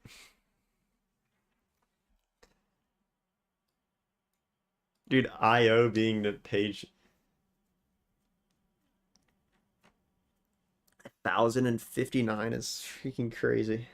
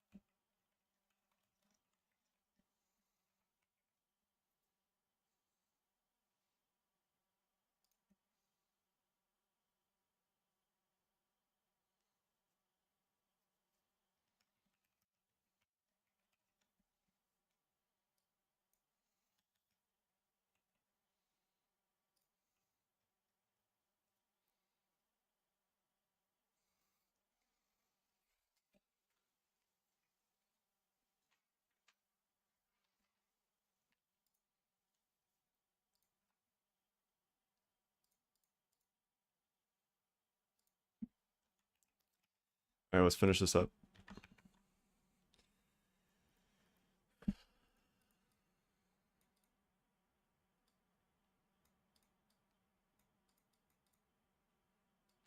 So I've actually been curious about this type for quite a while. Use the IO type.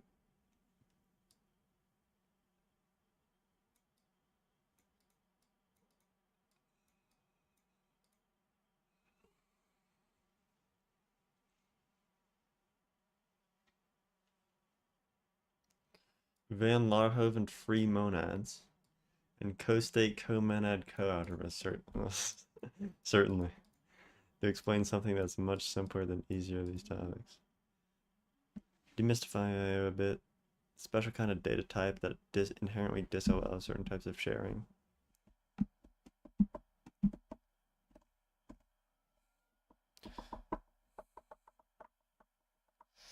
And how IO works operationally. Explore what it should mean to you when you read a type that has IO in it.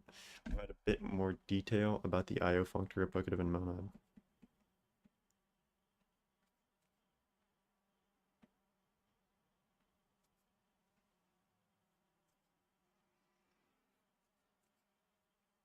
Yeah, I've heard a lot of the IO monad.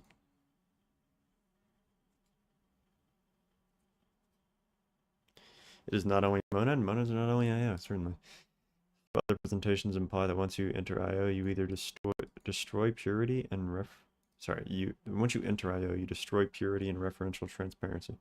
And some references don't bother to say much about IO because the fact that it remains opaque won't stop you from doing most of what you want to use it for anyway. I want to offer some guidance in critically evaluating explanations of IO. Let us consider one of the most popular explanations of IO, the one that attempts to explain IO in terms of state. Burn state to the ground. The temptation to use state to get someone comfortable with the idea of IO is strong. Give the following passage early in the documentation to GHC IO a gander. The IO monad is just an instance of the ST monad where the state is the real world.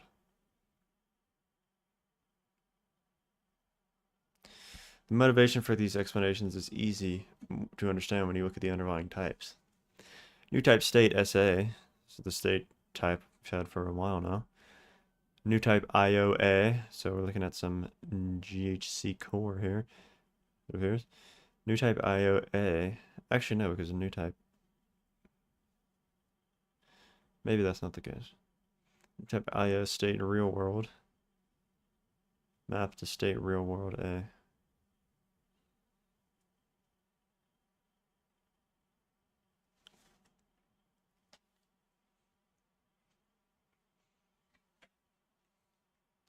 The state here is a signaling mechanism for telling GHC what order your IO actions are in and what a unique IO action is. If we look through the GHC.prim documentation, we see state pound is the primitive, unlifted type of states. It has one type parameter, thus state pound real world or state pound S, where S is a type variable. The only purpose of the type parameter is to keep different types of states separate. It is represented by nothing at all. Real world is deeply magical. It is primitive, but it is not unlifted, hence pointer arg. We never manipulate values of type real world. It's only used in the type system parameter as state pound. When they say that real world is represented by nothing at all, they mean it literally uses 0 bits in memory. The state tokens underlying the IO type are erased during compile time, so no... Sorry. So, I'm cooked. The state type... I'm so clapped. The state tokens underlying the IO type are erased during compile time, and so add no overhead to your runtime again. So the problem with explaining IO in terms of state is not precisely that it's wrong, it's that it's not a state you can meaningfully interact with or control in the way that you expect from other state types. Good point.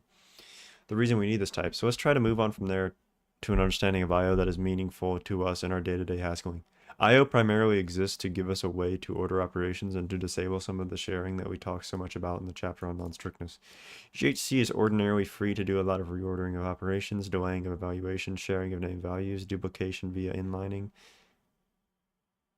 and other optimizations. The main thing is the IO type turns off most of these abilities. What? No, really, that's a lot of it. Okay. Order and chaos. As we've seen in the previous chapters, GHC can normally reorder operations. This is disabled in IO as NST. IO actions are instead enclosed within nested lambdas. Nesting is the only way to ensure that actions are sequenced within a pure lambda calculus, so that's true.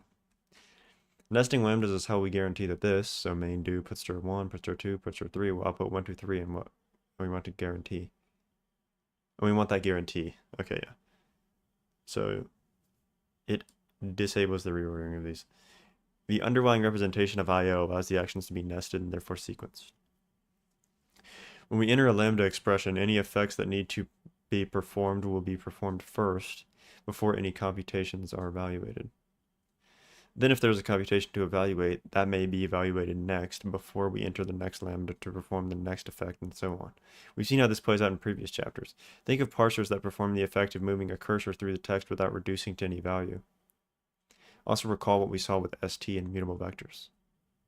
In fact, the reason we have monad is because it was a means of abstracting away the nested lambda noise that underlies IO.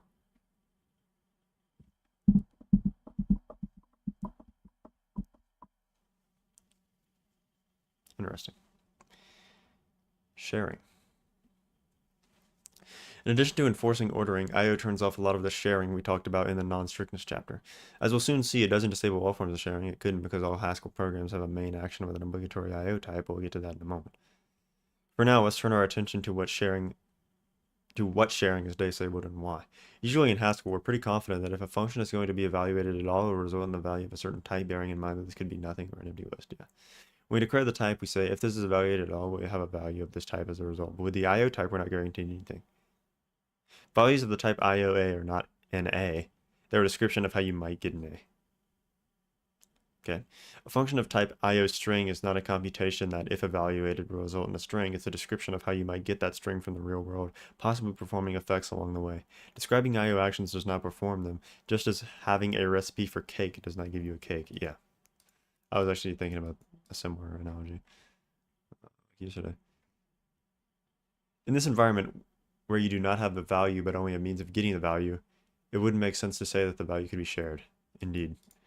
The time has come. So one of the key features of IO is that it turns off sharing. Let's use an example to think of why we want this. We have this library function that gives a current UTC time from the system call. Get current time is the type IO UTC time. Without IO to prevent sharing, how would this work? When you fetch the time once, it would share that result, and this time would be whatever it was the first time you forced it.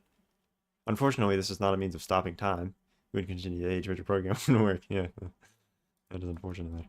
But if that's so, and it's clearly a value with a name that could be shared, why isn't it? Because of IO.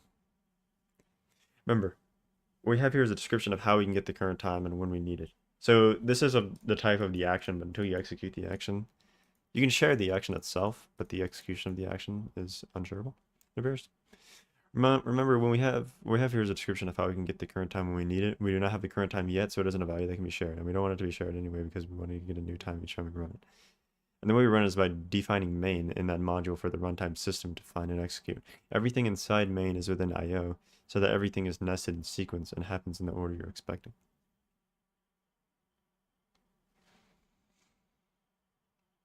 Everything inside main is within IO.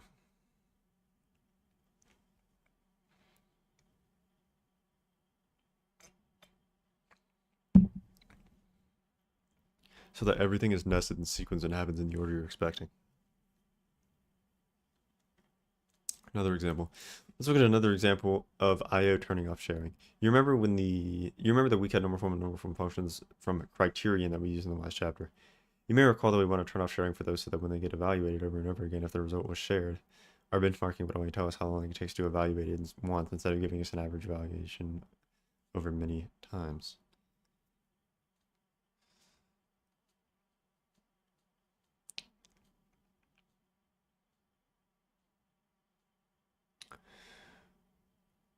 We want to turn off sharing for those so that when they get evaluated over and over again, if the result was shared, our benchmarking would only tell us how long it takes to evaluate it once. Oh yeah, this is the undesirable. If it was shared, it would be once instead of an average. Yeah. The way we disable sharing for those is by a function in the way we disable sharing for those functions. The way we disable sharing for those functions is by applying them to arguments. Yeah, okay. But the IO variants of these functions, of those functions, do not require this function application in order to disable sharing because the IO parameter itself disables sharing. Contrast the following types. We code normal form, A to B to A, benchmarkable, normal form, NF data. Oh, NF data. Seen that oftentimes. And the IO A is the action, the NF data A. Well, the IO variants don't need a function argument to apply because sharing is already prevented by being an IO action. It can be executed over and over again without resorting to adding an argument. As we said earlier, IO doesn't turn off all sharing every way. It couldn't, or else sharing would be meaningless because main is always on in IO, certainly. But it's important to understand when sharing will be disabled and why, because if you got this notion of sharing running around in the back of your head when you'll have the wrong... It's important to understand when sharing will be disabled and why, because if you got this notion of sharing running around in the back of your head, you'll have the wrong intuitions for how Haskell code works, which then leads to the code that doesn't work. I'm gonna read the book. I was already reading it before I finished even heard about it from you. Stop stuffing it down my throat, bro. We got a link to a GIF of sorts. If the mvar is currently full, put mvar will wait until it becomes empty. Monoid Mary. Okay, whatever. We're going to use an example here. Dude, Monoid Mary is kind of good name. And we're going to use an example here that takes advantage of the mvar type. This is based on a real code event. That was how Chris... Oh, okay. It's like, who is Chris? I think that's the author. This is based on a real code event. That was how Chris finally learned what IO really means in the example he used to first explain it to Julie. The mvar type is a means of synchronizing shared data in Haskell. To give a very cursory overview, the mvar can hold one value at a time. You put a value into it, it holds that value until you take that value out, then and only then can you put another value into the box. We cannot really hope to best Simon Marlowe's work on this front. Indeed, so if you want to know more about it, pursue his book, which I will. Perhaps not too soon. I do have plans to read it, but I'll probably read it a lot more slowly than I've read the last 10-ish chapters of this. I mean, I read Monoid a few days ago. And yeah. Also, I kind of regret having that as a physical copy just because it's not as much of a sit and read book as it is a be on the computer and GHCI book, which would kind of lend itself more to just doing this, but whatever. So yeah, read the book. Okay, so we set up some toy code here with the idea. We want to put a value into an mvar and take it back out. Control concurrent. So this is probably the concurrency chapter. I was currently reading the parallelism chapter, though I've heard many people just skip it entirely. My data IO mvar int. So I'm not too sure what is the kind of mvar. Just one type to type. IO mvar int. So that it's like a box. Okay, it's like box int, and then we have this in the IO. My data new empty mvar. So is this a member of concurrent?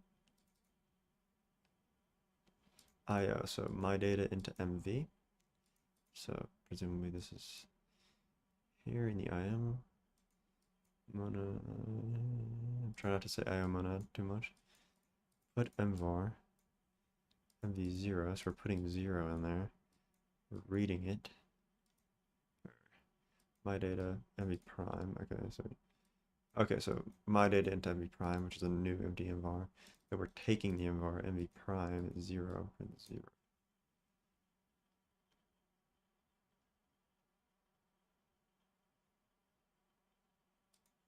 How is MV and MV prime related at all? This is an MV and then we're reading something that doesn't exist, yeah? This must be an error, okay. About being stuck or in a deadlock. The problem here is that the type IO mvar A of new empty mvar is a recipe for producing as many empty mvars as you need or want. It is not a reference to a single shared mvar. My data, yeah, what? Store. Taking from an empty mvar blocks until something is put in the mvar. So it's expecting some sort of parallelism. It's like signal. Take put. That will terminate successfully. An attempt to take a value from the mvar is blocked. Take put. Then another block take occurred. Then there was another put to satisfy the second take. This is fine. The following is an example of something that would deadlock. Put, take. Whatever part of your program performed the second take will now be blocked until a second put occurred. If your program is designed such that no put ever occurs again, it's deadlocked. A deadlock error looks like the following. So is this a result of static analysis? Or is there like a timeout? Interesting. Probably static analysis. Yeah, could be. It's probably not a timeout. When you see a type like IO string, you don't have a string. You have a means of possibly attaining a string if you may be performing some effects along the way. Similarly, what happened earlier is that we had two mvars with two different lifetimes, and that looks something like this: mv, put, mv prime, take. The point here is that this type, IO mvar A, tells you that you have a recipe for producing as many empty mvars as you want, not a reference to a single shared mvar. You can share the mvar, but it has to be done explicitly rather than implicitly. Failing to explicitly share the mvar reference after binding it will after binding it will simply spew out new empty mvars. Yeah. Again, we recommend some in Marlo's book. Yeah, I'll get you there in a minute. Trust me. IO doesn't disable sharing for everything. Interesting. As we mentioned earlier, IO doesn't disable sharing for everything, and it wouldn't really make sense if it did. It only disables sharing for the terminal value it reduces to. For the terminal, yeah, I was thinking of a literal terminal that you're seeing standard out in, but it's actually the end value it reduces to. Values that are not dependent, yeah, that makes sense. Values that are not dependent on IO for the evaluation can be shared, even when a larger IO action set is made. In the following example, we'll use debug trace to show when things are being shared. For blah, the trace is outside the IO action, so we'll use outer trace. String return blah, so return it up to the IO method. Blah trace, outer trace, blah, trace, outer trace, blah, for woot. So can I get it?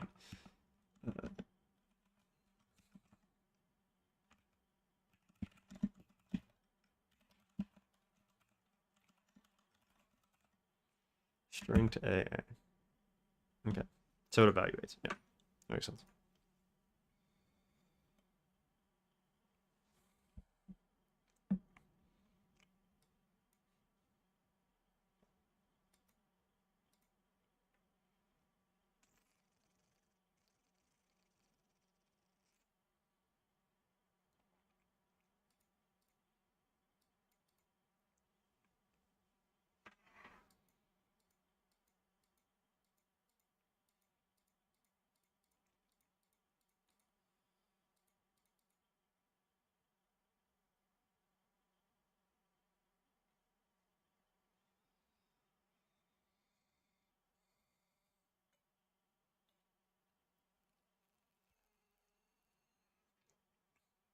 Yeah, so it evaluated this because this type is not dependent on IO. It's merely a string. It's a function mapping a string and a string to this. So you can go one level in and not have to do anything with IO, so we can still share that. That's chill.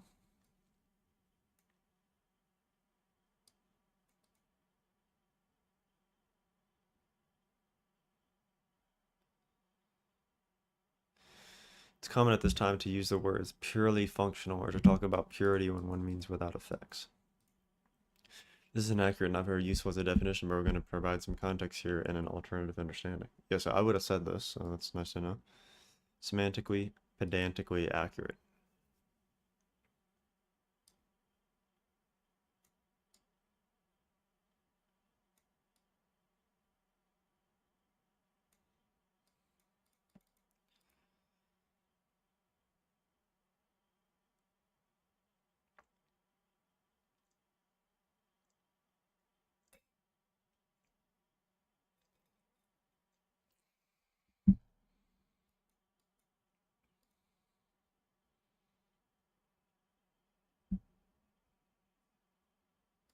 Referential transparency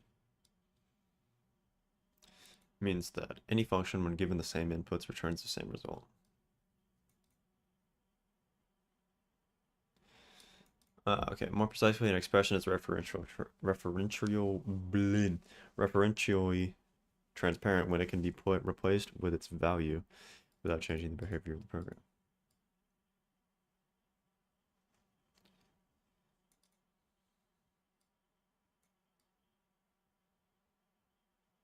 In a pure lambda calculus, referential transparency is assured.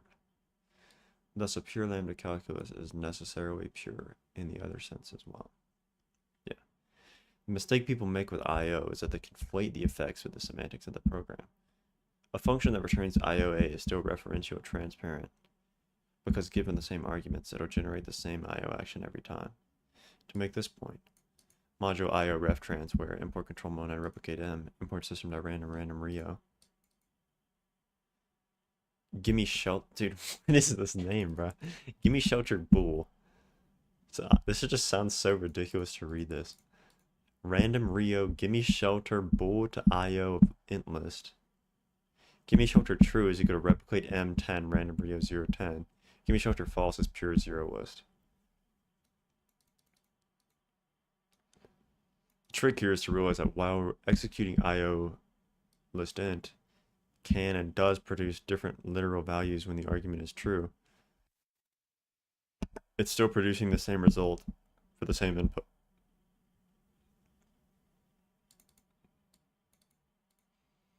This is because random Rio has like a seed, and with the seed defined, its determinism.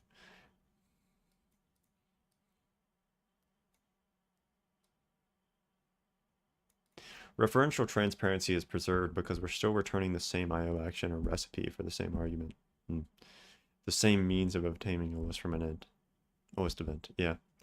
Every true input of the function will generate a list of random ends. The sense we're trying to convey here is that as far as Haskell is concerned, it's a language for evaluating expressions and constructing IO actions that get executed by main at some point later. IO is functor, applicative, and monad. Another mistake people make is implying that IO is a monad, rather than accounting for the fact that, like all monads, IO is a data type that has a monad instance, as well as functor and applicative instances. Fmap. Construct an action which performs the same effects but transforms the A into a B.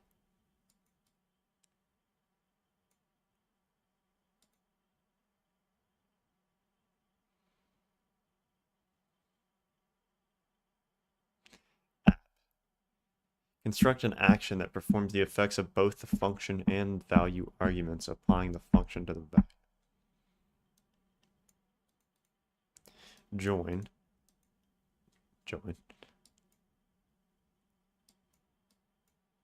What does fmap mean with respect to IO?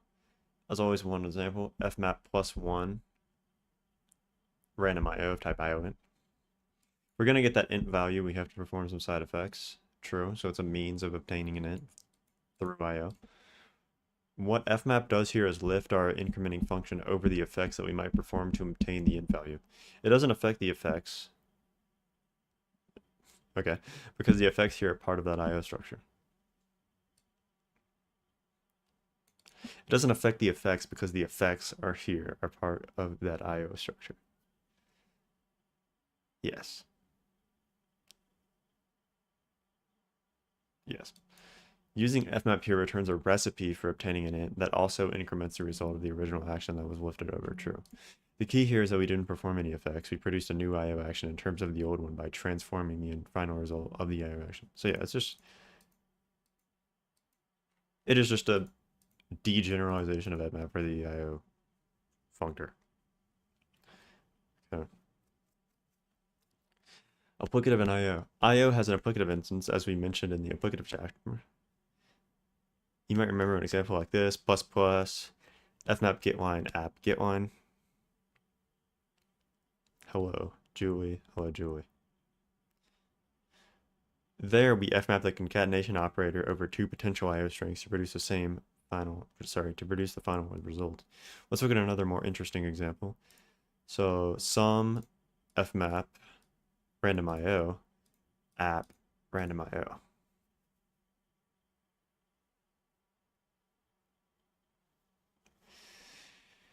After the initial fmap, we have a means of obtaining a function which is monoidally lifted over a means of obtaining an int.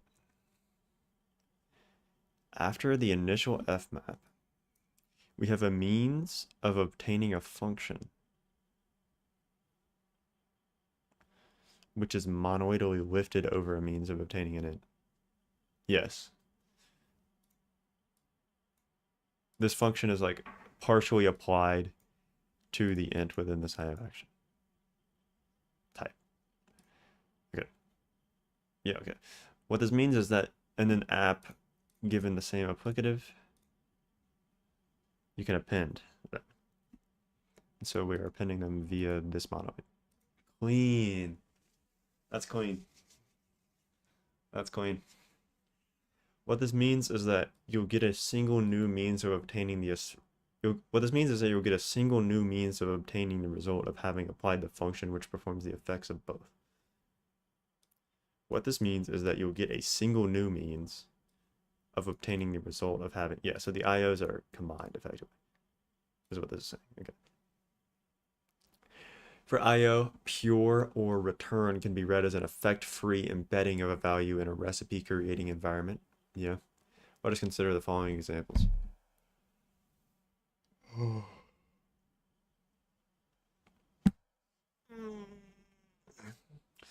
First, GHCI does basically two things. It can print values not in IO, such as these. I'll pile on the candy, I'll pile on the candy, 1, 1. It can also run IO actions and print the results, if any. My throat's dying. How long have I been reading? About 3 hours. Name someone more consistent with 0 views than me.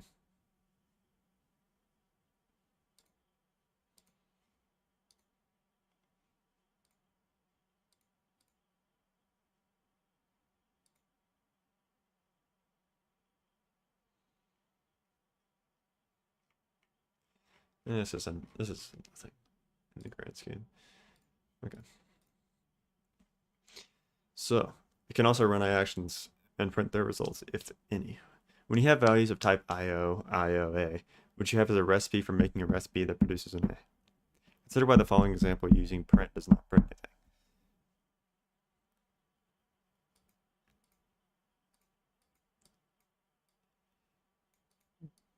Because it's not executing an IO action that prints anything. This is type IO, IO. In order to merge those effects and get a single IO, you need join.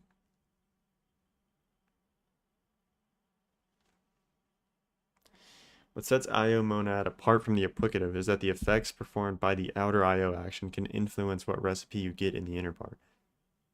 The nesting also allows us to express order dependence, a useful trick for lambda calculi noted by Peter J. Landon. That's an old head. You know, it's an old head, and you see Algol 60. Respect.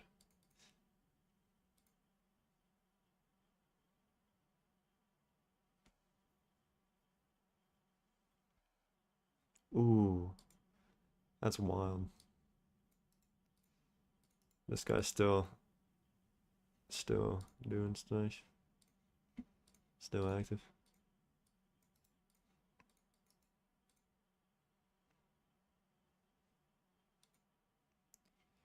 RIP.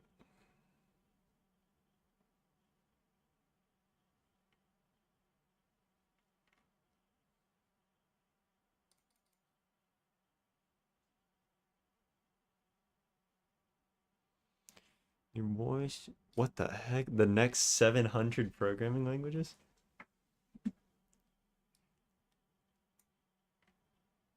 What is that?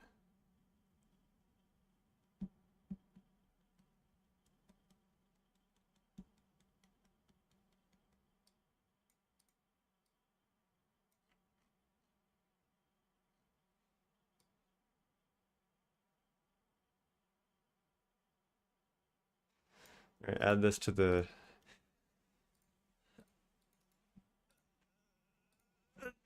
This is alone like 3 hours of reading in the pins here. Probably want to actually do all of them.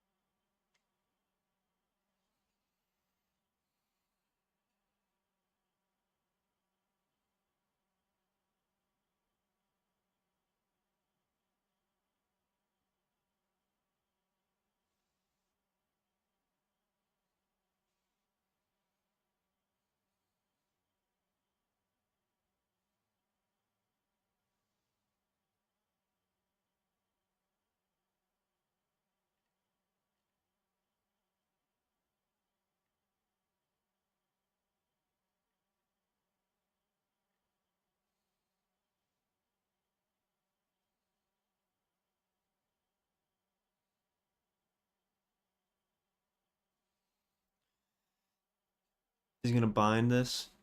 Is that what we're getting to? No. My bad.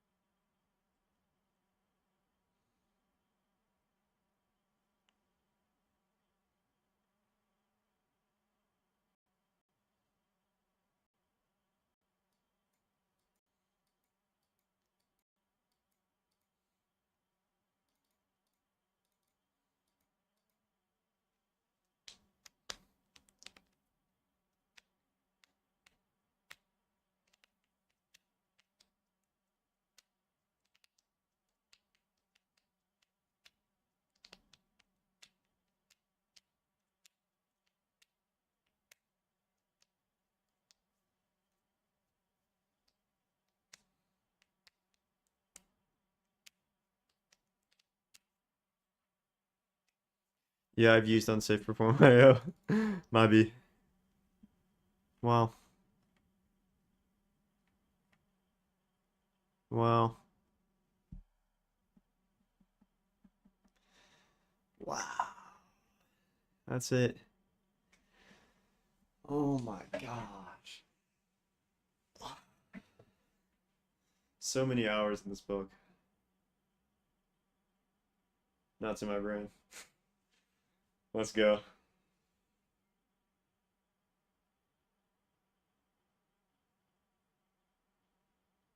Hmm. Dang, dude. Oh my gosh.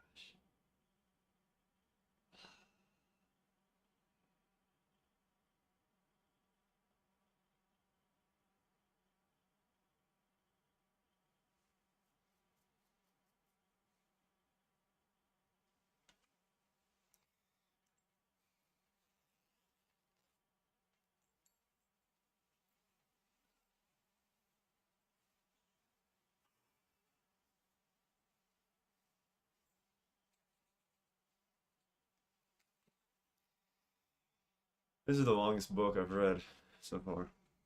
Just the pure volume of hours is crazy.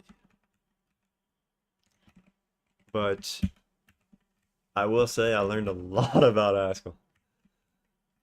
And just I learned a lot in that book.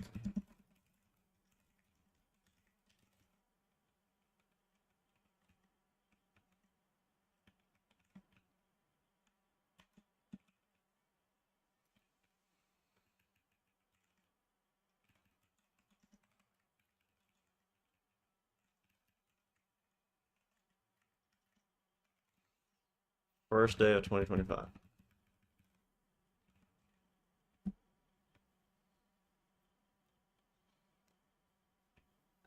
Не бойся, это неправда. Мы самые красивые. Глупые и наивные. Dang, dude. Get a dash P. Get commit dash M. Finished. Haskell PFP. Git push. Clear. CD.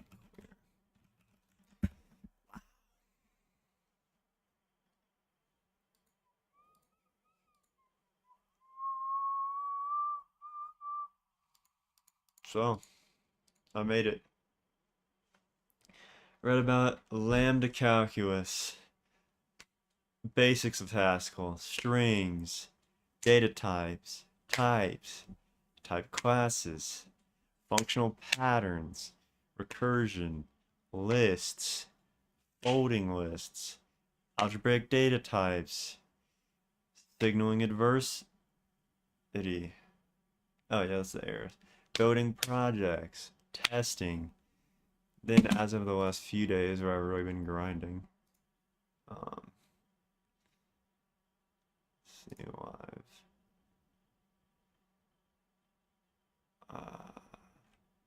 Like here, It's actually not even that much. I was at Functor like 7 to 8 hours ago. Monoid and semigroup. Functor, applicative monad, applying structure, foldable, traversable, reader, state, composing. I skipped over parser combinators, composing types, monad transformers, non-strictness, basic libs, and IO.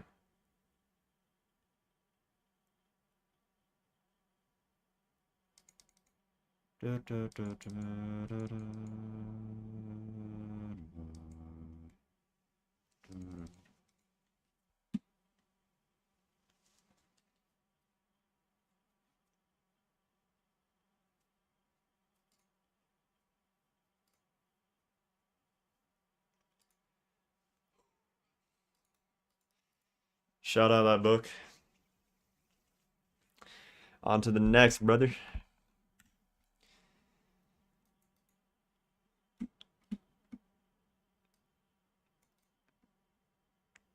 Dang it, I wish I finished this yesterday. Alright, so coming up this week, gotta finish Interactive Linear Algebra, gotta finish 3 Easy Pieces, gotta finish... Dude, why am I in progress on so many books, bro? Well, part of that is because I put all the books that I'm reading this semester in progress, just because the semester's in progress. Alright. Shout out books, shout out reading. That's... My first year of reading is done. It was right around this time last year, sitting in 2110, I was reading the Rust programming language. Then I was reading the C programming language, philosophy of software design, algorithms. I thought that was the year before. Maybe I'm tripping. Yeah, that was the same year. Wow. Dang, dude. I'm getting freaking old over here. I gotta graduate. Scheiße. Ну это просто жизнь, брать. Это время. And yeah. So, casual little 3.5 hour stream there. You'll have to see it. Shout out Haskell, shout out that book. Probably gonna play some Counter-Strike, might go for a walk, or just, I haven't really been outside in about 4 weeks, so, yeah, see you guys.